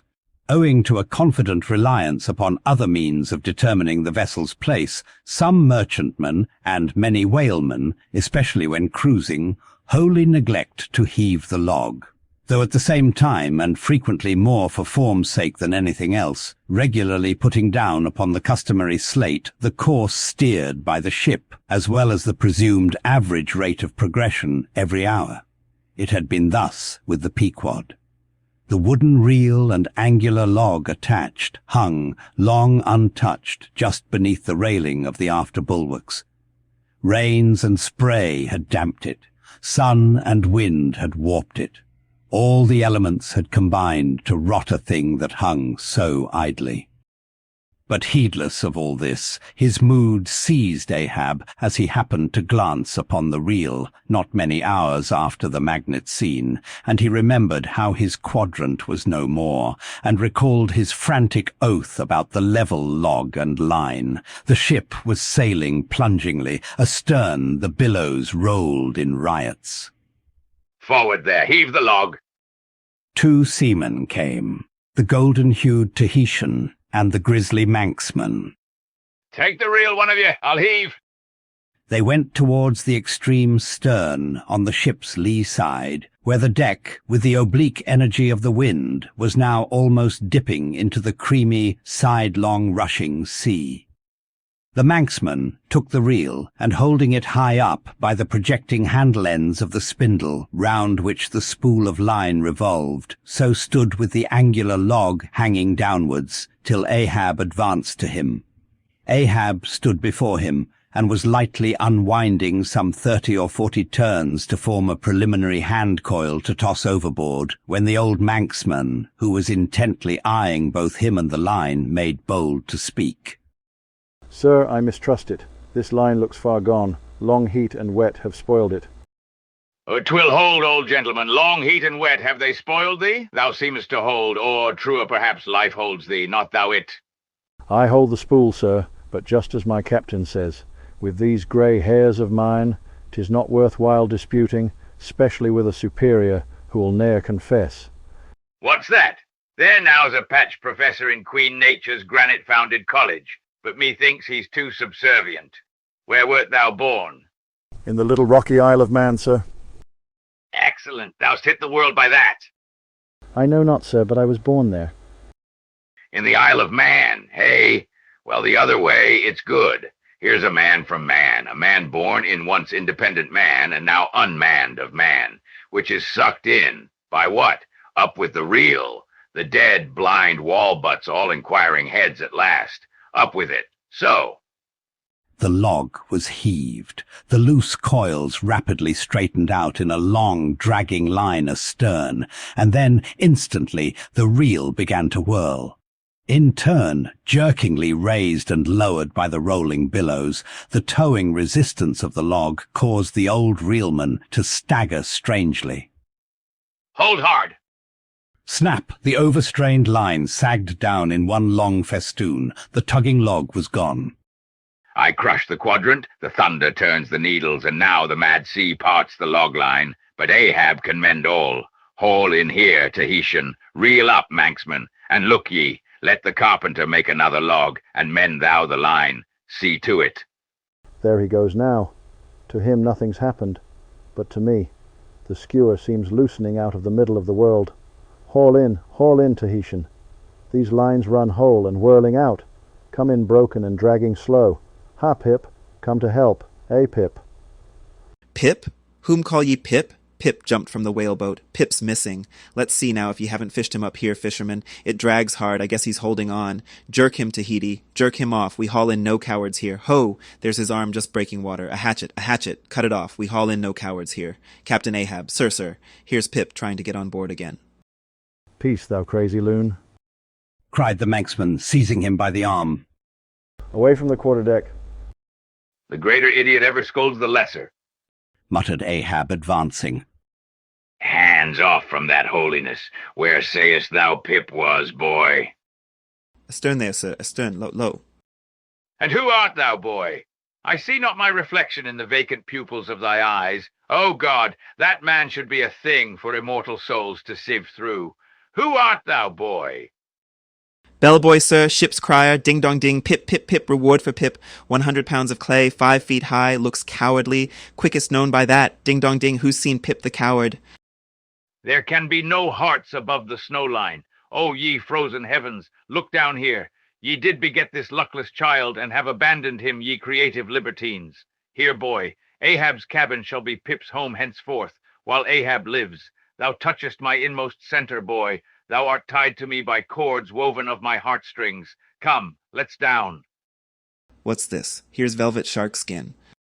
Intently gazing at Ahab's hand and feeling it.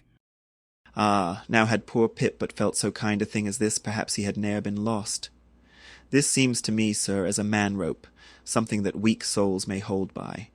Oh, sir, let old Perth now come and rivet these two hands together, the black one with the white, for I will not let this go. O boy, nor will I thee, unless I should thereby drag thee to worse horrors than are here. Come then to my cabin. Lo, ye believers in God's all goodness, and in man all ill, lo you. See the omniscient gods oblivious of suffering man, and man, though idiotic, and knowing not what he does, yet full of the sweet things of love and gratitude. Come, I feel prouder leading thee by thy black hand than though I grasped an emperor's. There go 2 daft ones now. Muttered the old Manxman. One daft with strength, the other daft with weakness. But here's the end of the rotten line, all dripping too. Mended, eh? I think we had best have a new line altogether. I'll see Mr. Stubb about it. Chapter 126. The Life Buoy. Steering now southeastward by Ahab's levelled steel, and her progress solely determined by Ahab's level log and line, the Pequod held on her path towards the equator. Making so long a passage through such unfrequented waters, descrying no ships, and ere long, sideways impelled by unvarying trade winds over waves monotonously mild. All these seemed the strange, calm things preluding some riotous and desperate scene. At last, when the ship drew near to the outskirts, as it were, of the equatorial fishing ground, and in the deep darkness that goes before the dawn, was sailing by a cluster of rocky islets, the watch, then headed by Flask, was startled by a cry so plaintively wild and unearthly, like half-articulated wailings of the ghosts of all Herod's murdered innocents, that one and all they started from their reveries, and for the space of some moments stood, or sat, or leaned, all transfixedly listening, like the carved Roman slave, while that wild cry remained within hearing. The Christian, or civilized part of the crew said it was mermaids, and shuddered, but the pagan harpooneers remained unappalled. Yet the grey Manxman, the oldest mariner of all, declared that the wild, thrilling sounds that were heard were the voices of newly drowned men in the sea. Below in his hammock, Ahab did not hear of this till grey dawn, when he came to the deck. It was then recounted to him by Flask, not unaccompanied with hinted dark meanings. He hollowly laughed, and thus explained the wonder. Those rocky islands the ship had passed were the resort of great numbers of seals, and some young seals that had lost their dams, or some dams that had lost their cubs, must have risen nigh the ship and kept company with her, crying and sobbing with their human sort of wail. But this only the more affected some of them, because most mariners cherish a very superstitious feeling about seals, arising not only from their peculiar tones when in distress, but also from the human look of their round heads and semi-intelligent faces, seen peeringly uprising from the water alongside. In the sea, under certain circumstances, seals have more than once been mistaken for men, but the bodings of the crew were destined to receive a most plausible confirmation in the fate of one of their number that morning. At sunrise this man went from his hammock to his masthead at the fore, and whether it was that he was not yet half waked from his sleep, for sailors sometimes go aloft in a transition state, whether it was thus with the man, there is now no telling, but be that as it may, he had not been long at his perch, when a cry was heard, a cry and a rushing, and looking up, they saw a falling phantom in the air, and looking down, a little tossed heap of white bubbles in the blue of the sea. The lifebuoy, a long, slender cask, was dropped from the stern, where it always hung obedient to a cunning spring, but no hand rose to seize it, and the sun, having long beat upon this cask, it had shrunken, so that it slowly filled, and the parched wood also filled at its every pore, and the studded iron-bound cask followed the sailor to the bottom, as if to yield him his pillow, though in sooth but a hard one. And thus the first man of the Pequod that mounted the mast to look out for the white whale, on the white whale's own peculiar ground, that man was swallowed up in the deep, but few perhaps thought of that at the time. Indeed, in some sort they were not grieved at this event, at least as a portent, for they regarded it not as a foreshadowing of evil in the future, but as the fulfillment of an evil already presaged. They declared that now they knew the reason of those wild shrieks they had heard the night before, but again the old Manxman said nay. The lost lifebuoy was now to be replaced. Starbuck was directed to see to it, but as no cask of sufficient lightness could be found, and as in the feverish eagerness of what seemed the approaching crisis of the voyage, all hands were impatient of any toil but what was directly connected with its final end, whatever that might prove to be. Therefore, they were going to leave the ship's stern unprovided with a buoy, when by certain strange signs and innuendos, Queequeg hinted a hint concerning his coffin. A lifebuoy of a coffin, cried Starbuck, starting. Rather queer, that I should say, said Stubb. It will make a good enough one, said Flask. The carpenter here can arrange it easily. Bring it up, there's nothing else for it, said Starbuck after a melancholy pause. Rig it, carpenter. Do not look at me so. The coffin, I mean. Dost thou hear me? Rig it. And shall I nail down the lid, sir? Moving his hand as with a hammer. Aye. And shall I caulk the seams, sir? Moving his hand as with a caulking iron. Aye. And shall I then pay over the same with pitch, sir? Moving his hands as with a pitch-pot. Away, what possesses thee to this? Make a lifebuoy of the coffin and no more. Mr. Stubb, Mr. Flask, come forward with me. He goes off in a huff. The whole he can endure, at the parts he balks. Now I don't like this. I make a leg for Captain Ahab and he wears it like a gentleman, but I make a bandbox for Queequeg and he won't put his head into it. Are all my pains to go for nothing with that coffin? And now I'm ordered to make a lifebuoy of it. It's like turning an old coat, going to bring the flesh on the other side now. I don't like this cobbling sort of business. I don't like it at all. It's undignified. It's not my place.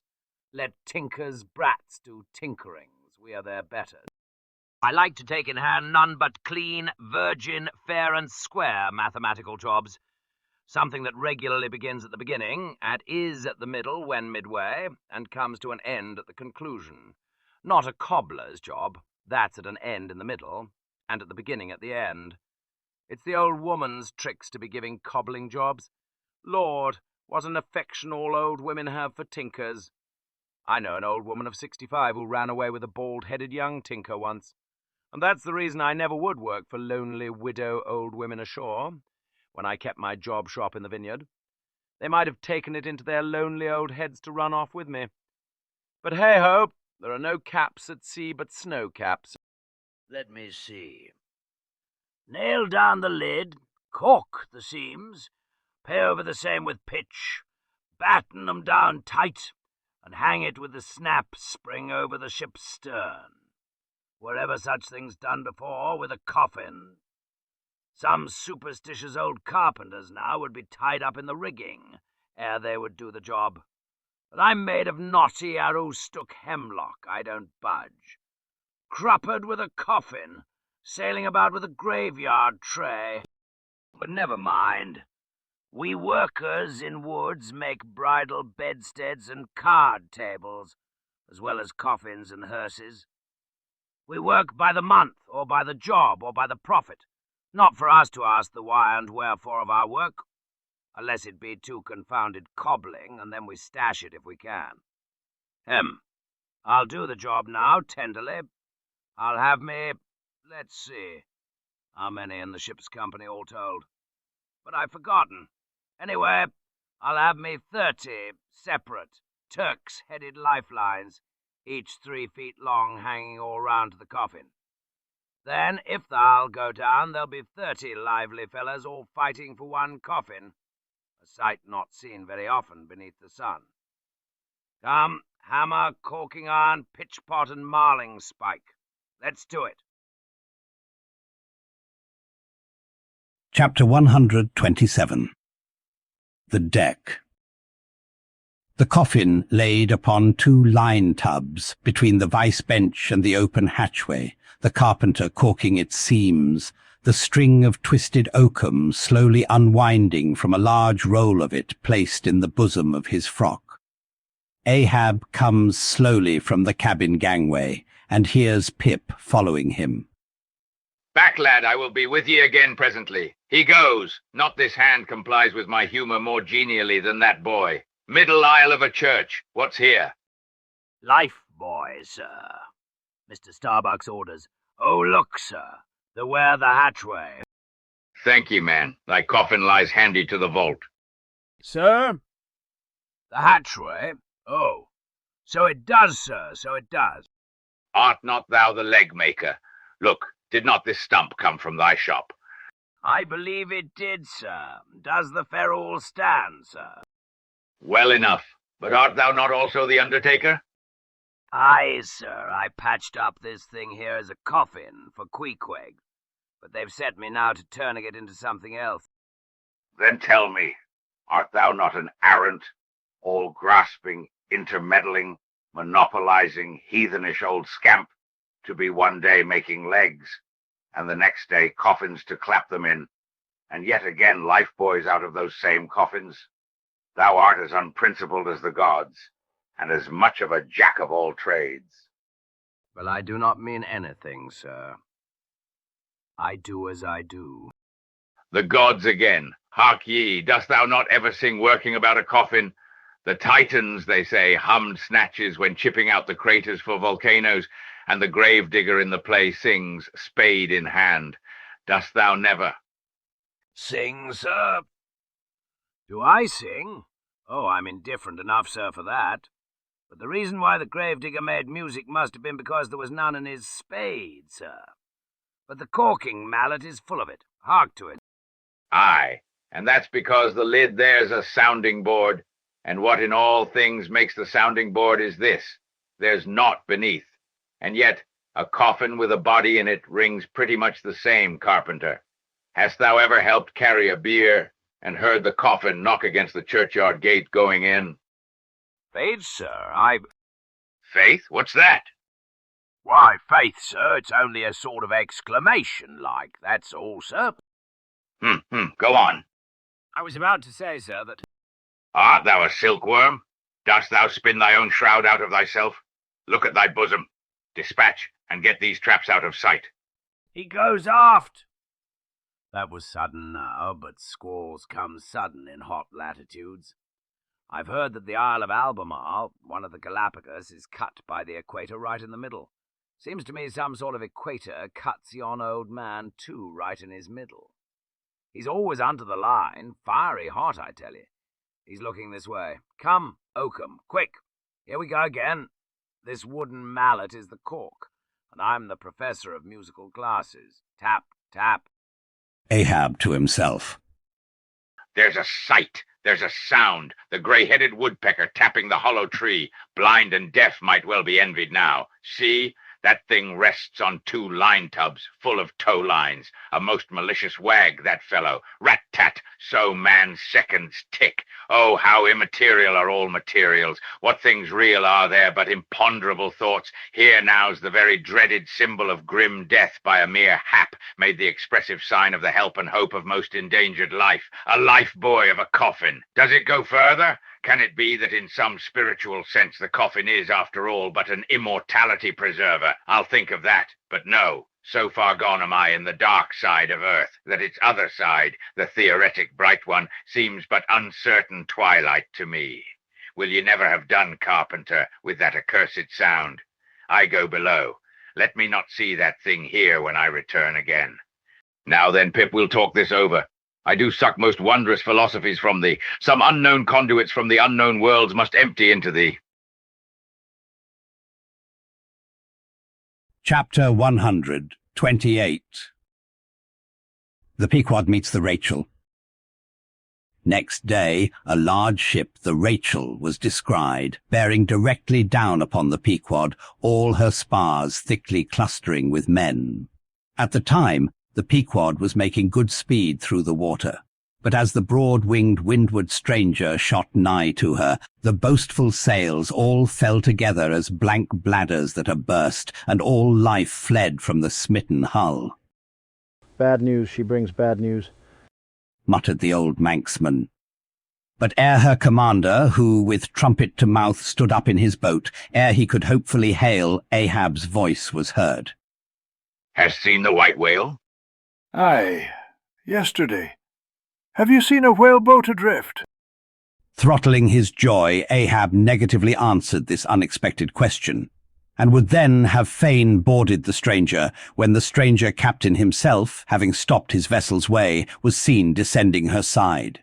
A few keen pulls, and his boat-hook soon clinched the Pequod's main chains, and he sprang to the deck. Immediately he was recognized by Ahab for a Nantucketer he knew, but no formal salutation was exchanged. Where was he? Not killed, not killed, cried Ahab, closely advancing. How was it? It seemed that somewhat late on the afternoon of the day previous, while 3 of the strangers' boats were engaged with a shoal of whales, which had led them some 4 or 5 miles from the ship, and while they were yet in swift chase to windward, the white hump and head of Moby Dick had suddenly loomed up out of the blue water, not very far to leeward, whereupon the 4th rigged boat, a reserved one, had been instantly lowered in chase. After a keen sail before the wind, this 4th boat, the swiftest keeled of all, seemed to have succeeded in fastening, at least, as well as the man at the masthead could tell anything about it. In the distance he saw the diminished dotted boat, and then a swift gleam of bubbling white water, and after that nothing more, whence it was concluded that the stricken whale must have indefinitely run away with his pursuers, as often happens. There was some apprehension, but no positive alarm as yet. The recall signals were placed in the rigging. Darkness came on, and forced to pick up her 3 far to windward boats, ere going in quest of the 4th one in the precisely opposite direction. The ship had not only been necessitated to leave that boat to its fate till near midnight, but, for the time, to increase her distance from it. But the rest of her crew being at last safe aboard, she crowded all sail, stunsail on stunsail, after the missing boat, kindling a fire in her trypots for a beacon, and every other man aloft on the lookout. But though when she had thus sailed a sufficient distance to gain the presumed place of the absent ones when last seen, though she then paused to lower her spare boats to pull all around her, and not finding anything, had again dashed on, again paused and lowered her boats, and though she had thus continued doing till daylight, yet not the least glimpse of the missing keel had been seen. The story told, the stranger captain immediately went on to reveal his object in boarding the Pequod. He desired that ship to unite with his own in the search, by sailing over the sea some 4 or 5 miles apart on parallel lines, and so sweeping a double horizon, as it were. I will wager something now, whispered Stubb to Flask, that someone in that missing boat wore off that captain's best coat, mayhap his watch. He's so cursed anxious to get it back. Who ever heard of 2 pious whale ships cruising after one missing whaleboat in the height of the whaling season? See, Flask, only see how pale he looks, pale in the very buttons of his eyes. Look, it wasn't the coat, it must have been the... My boy, my own boy is among them. For God's sake, I beg, I conjure. here exclaimed the stranger captain to Ahab, who thus far had but icily received his petition. For 48 hours, let me charter your ship. I will gladly pay for it, and roundly pay for it, if there be no other way. For 48 hours only. Only that you must, oh, you must, and you shall do this thing. His son? Cried Stubb. Oh, it's his son he's lost. I take back the coat and watch. What says Ahab? We must save that boy. He's drowned with the rest on him last night, said the old Manx sailor standing behind them. I heard. All of you heard their spirits. Now, as it shortly turned out, what made this incident of the Rachels the more melancholy was the circumstance that not only was one of the captain's sons among the number of the missing boat's crew, but among the number of the other boat's crews at the same time, but on the other hand, separated from the ship during the dark vicissitudes of the chase, there had been still another son. As that for a time, the wretched father was plunged to the bottom of the cruelest perplexity, which was only solved for him by his chief mates instinctively adopting the ordinary procedure of a whale ship in such emergencies, that is, when placed between jeopardized but divided boats, always to pick up the majority first. But the captain, for some unknown constitutional reason, had refrained from mentioning all this, and not till forced to it by Ahab's iciness did he allude to his one yet missing boy, a little lad but 12 years old, whose father, with the earnest but unmisgiving hardihood of a Nantucketer's paternal love, had thus early sought to initiate him in the perils and wonders of a vocation almost immemorially the destiny of all his race. Nor does it unfrequently occur that Nantucket captains will send a son of such tender age away from them for a protracted 3 or 4 years' voyage in some other ship than their own, so that their first knowledge of a whaleman's career shall be unenervated by any chance display of a father's natural but untimely partiality or undue apprehensiveness and concern. Meantime, now the stranger was still beseeching his poor boon of Ahab, and Ahab still stood like an anvil receiving every shock, but without the least quivering of his own. I will not go, said the stranger, till you say aye to me. Do to me as you would have me do to you in the like case. For you too have a boy, Captain Ahab, though but a child, and nestling safely at home now. A child of your old age, too. Yes, yes, you relent. I see it. Run, run, men, now, and stand by to square in the yards. Avast! cried Ahab. Touch not a rope yarn. Then in a voice that prolongingly moulded every word, Captain Gardner, I will not do it. Even now I lose time. Goodbye, goodbye. God bless ye, man, and may I forgive myself, but I must go. Mr. Starbuck, look at the binnacle watch, and in 3 minutes from this present instant warn off all strangers. Then brace forward again, and let the ship sail as before. Hurriedly turning with averted face, he descended into his cabin, leaving the strange captain transfixed at this unconditional and utter rejection of his so earnest suit. But starting from his enchantment, Gardner silently hurried to the side. More fell than stepped into his boat and returned to his ship. Soon the two ships diverged their wakes, and long as the strange vessel was in view, she was seen to yaw hither and thither at every dark spot, however small, on the sea. This way and that her yards were swung round, starboard and larboard she continued to tack. Now she beat against a head sea, and again it pushed her before it, while all the while her masts and yards were thickly clustered with men, as 3 tall cherry trees, when the boys are cherrying among the boughs. But by her still halting course and winding, woeful way, you plainly saw that this ship that so wept with spray still remained without comfort. She was Rachel, weeping for her children because they were not. Chapter 129. The cabin. Ahab moving to go on deck, Pip catches him by the hand to follow. Lad, lad, I tell thee, thou must not follow Ahab now. The hour is coming when Ahab would not scare thee from him, yet would not have thee by him. There is that in thee, poor lad, which I feel too curing to my malady. Like cures like, and for this hunt, my malady becomes my most desired health. Do thou abide below here, where they shall serve thee, as if thou wert the captain. Aye, lad, thou shalt sit here in my own screwed chair, another screw to it thou must be. No, no, no, ye have not a whole body, sir, do ye but use poor me for your one lost leg. Only tread upon me, sir. I ask no more, so I remain a part of ye. Oh, spite of million villains, this makes me a bigot in the fadeless fidelity of man, and a black and crazy. But methinks like cures like applies to him too. He grows so sane again. They tell me, sir, that Stubb did once desert poor little Pip, whose drowned bones now show white, for all the blackness of his living skin.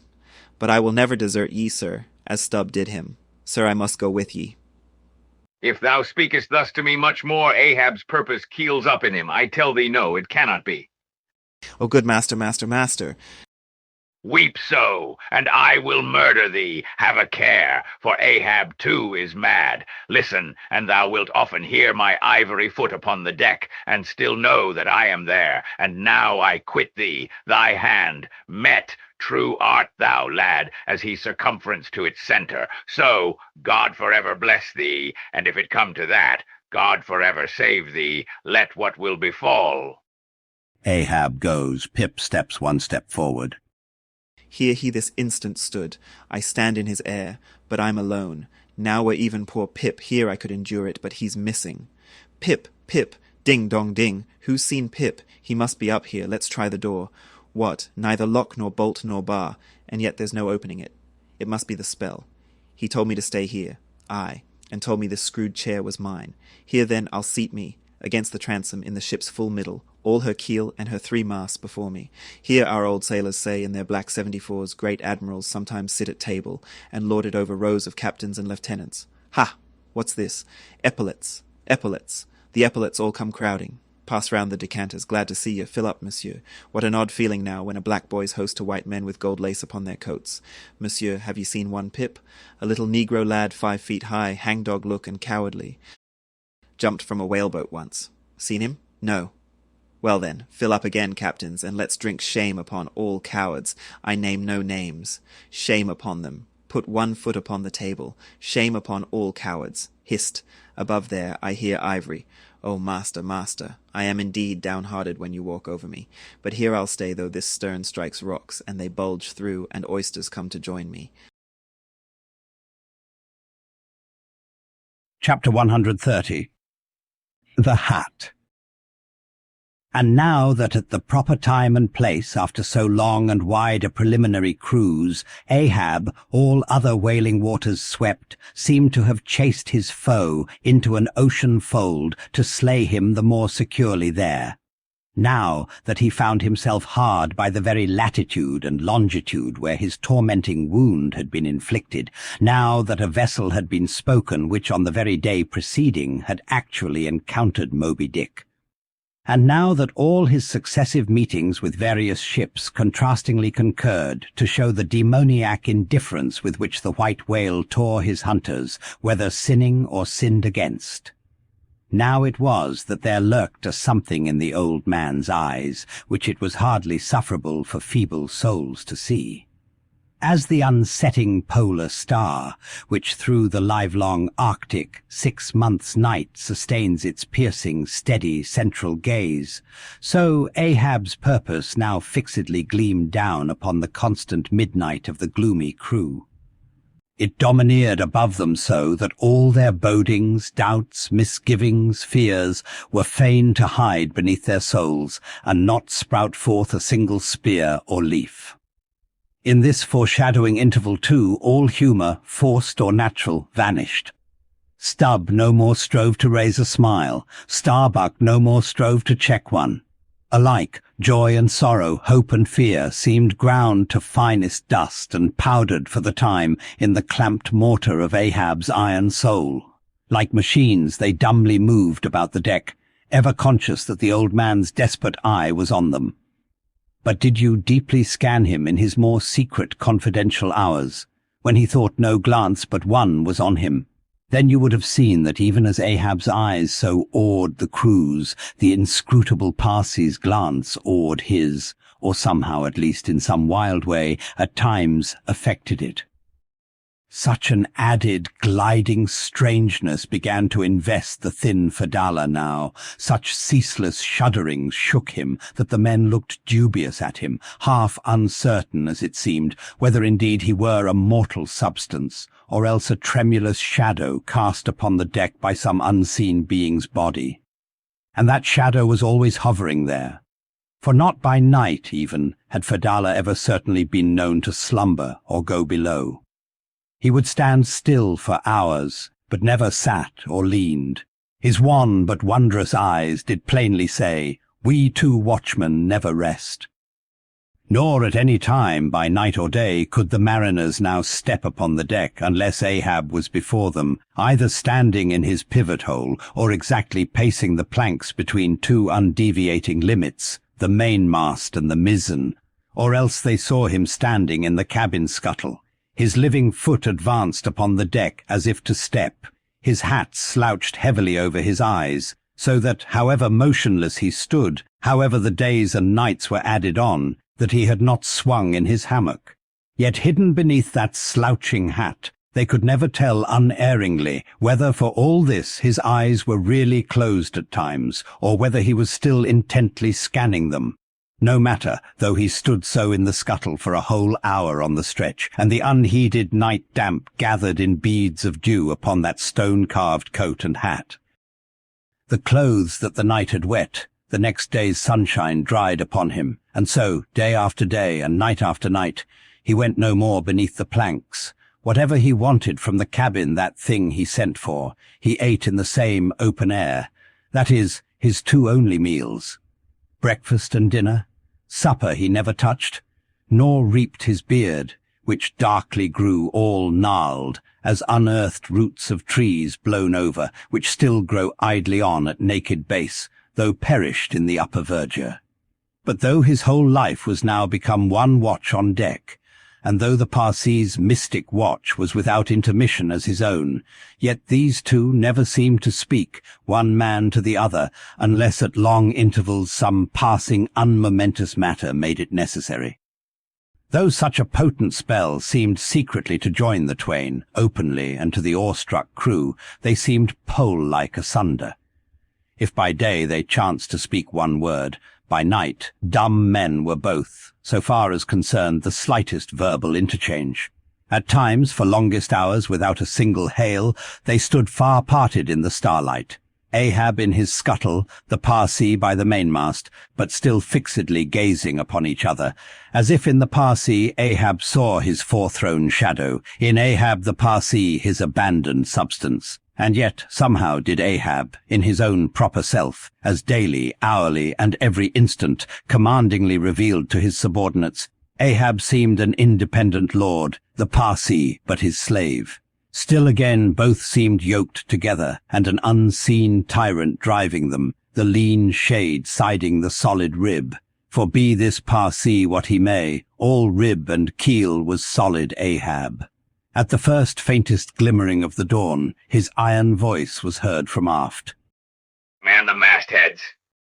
And all through the day, till after sunset and after twilight, the same voice every hour at the striking of the helmsman's bell was heard. "What do you see? Sharp, sharp!" But when 3 or 4 days had slided by, after meeting the children seeking Rachel, and no spout had yet been seen, the monomaniac old man seemed distrustful of his crew's fidelity, at least of nearly all except the pagan harpooneers. He seemed to doubt even whether Stubb and Flask might not willingly overlook the sight he sought. But if these suspicions were really his, he sagaciously refrained from verbally expressing them, however his actions might seem to hint them. "I will have the first sight of the whale myself," he said. "I, Ahab, must have the doubloon." And with his own hands he rigged a nest of basketed bowlines, and sending a hand aloft with a single sheaved block to secure to the mainmast head, he received the 2 ends of the downward reeved rope, and attaching one to his basket prepared a pin for the other end in order to fasten it at the rail. This done, with that end yet in his hand and standing beside the pin, he looked round upon his crew, sweeping from one to the other, pausing his glance long upon Dagu, Queequeg, Tashtigo, but shunning Fadalla, and then settling his firm, relying eye upon the chief mate, said, "Take the rope, sir. I give it into thy hands, Starbuck."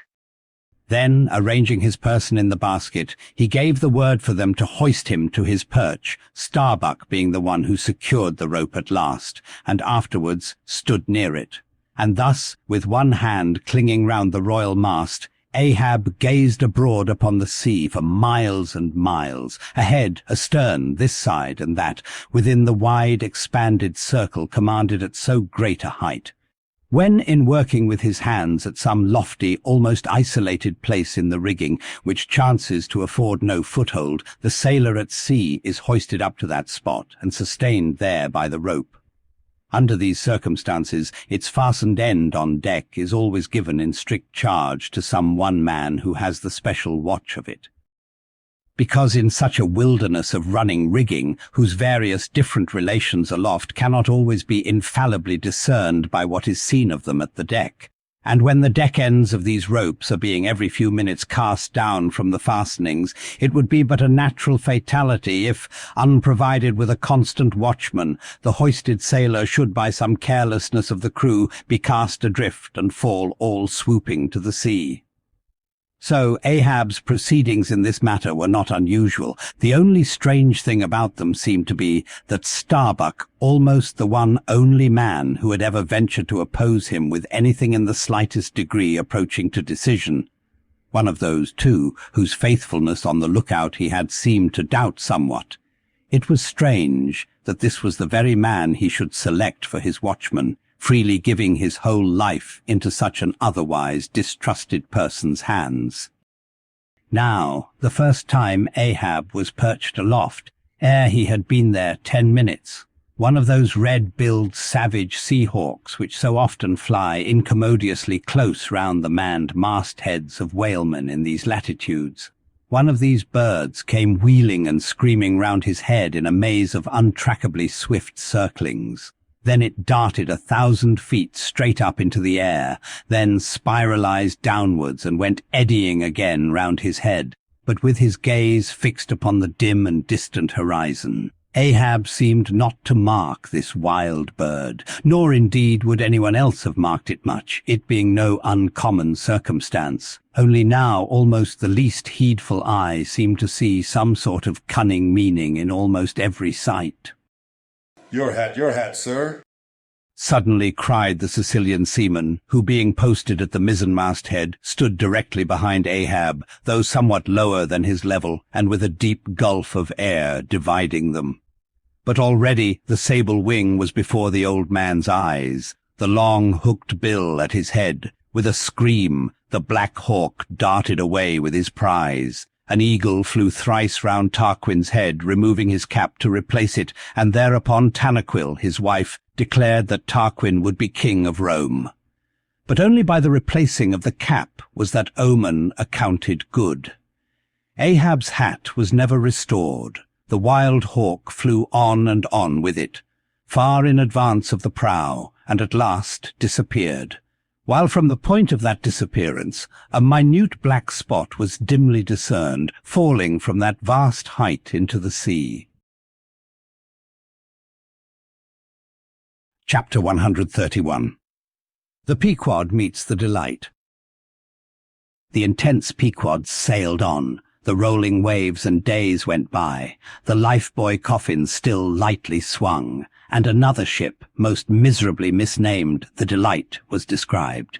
As she drew nigh, all eyes were fixed upon her broad beams, called shears, which, in some whaling ships, cross the quarterdeck at the height of 8 or 9 feet, serving to carry the spare, unrigged or disabled boats.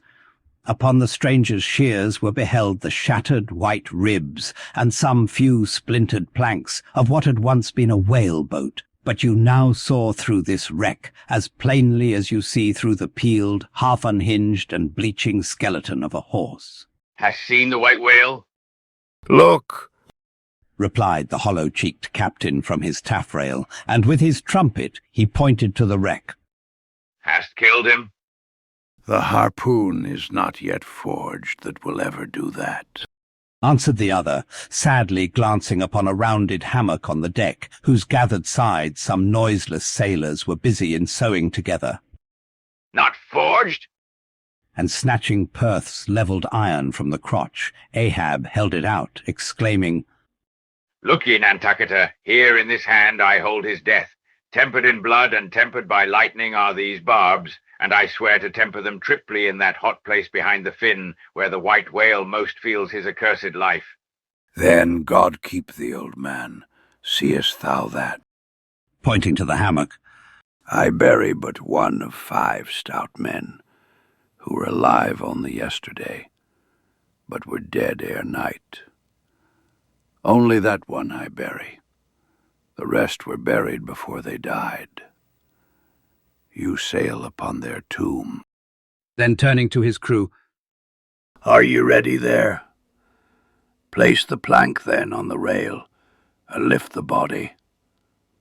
So then, O God, advancing towards the hammock with uplifted hands, may the resurrection and the life. Brace forward, up helm! cried Ahab, like lightning to his men. But the suddenly started Pequod was not quick enough to escape the sound of the splash that the corpse soon made as it struck the sea.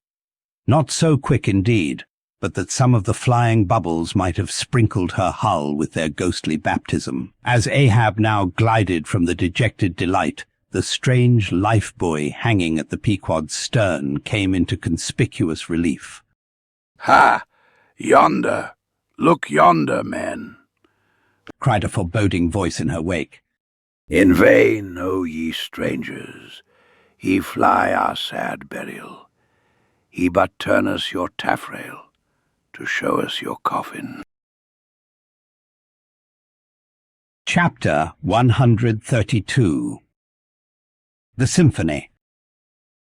It was a clear steel-blue day. The firmaments of air and sea were hardly separable in that all-pervading azure. Only the pensive air was transparently pure and soft, with a woman's look, and the robust and man-like sea heaved with long, strong, lingering swells, as Samson's chest in his sleep. Hither and thither on high glided the snow-white wings of small, unspeckled birds. These were the gentle thoughts of the feminine air, but to and fro in the deeps, far down in the bottomless blue, rushed mighty leviathans, swordfish and sharks, and these were the strong, troubled, murderous thinkings of the masculine sea. But though thus contrasting within, the contrast was only in shades and shadows without. Those two seemed one. It was only the sex, as it were, that distinguished them. Aloft, like a royal czar and king, the sun seemed giving this gentle air to this bold and rolling sea, even as bride to groom. And at the girdling line of the horizon, a soft and tremulous motion, most seen here at the equator, denoted the fond, throbbing trust, the loving alarms with which the poor bride gave her bosom away. Tied up and twisted, gnarled and knotted with wrinkles, haggardly firm and unyielding, his eyes glowing like coals that still glow in the ashes of ruin, untottering Ahab stood forth in the clearness of the morn, lifting his splintered helmet of a brow to the fair girl's forehead of heaven. O immortal infancy and innocency of the azure, invisible winged creatures that frolic all round us, sweet childhood of air and sky, how oblivious were ye of old Ahab's close-coiled woe! But so have I seen little Miriam and Martha, laughing-eyed elves, heedlessly gambol around their old sire, sporting with the circle of singed locks which grew on the marge of that burnt-out crater of his brain. Slowly crossing the deck from the scuttle, Ahab leaned over the side and watched how his shadow in the water sank and sank to his gaze, the more and the more that he strove to pierce the profundity.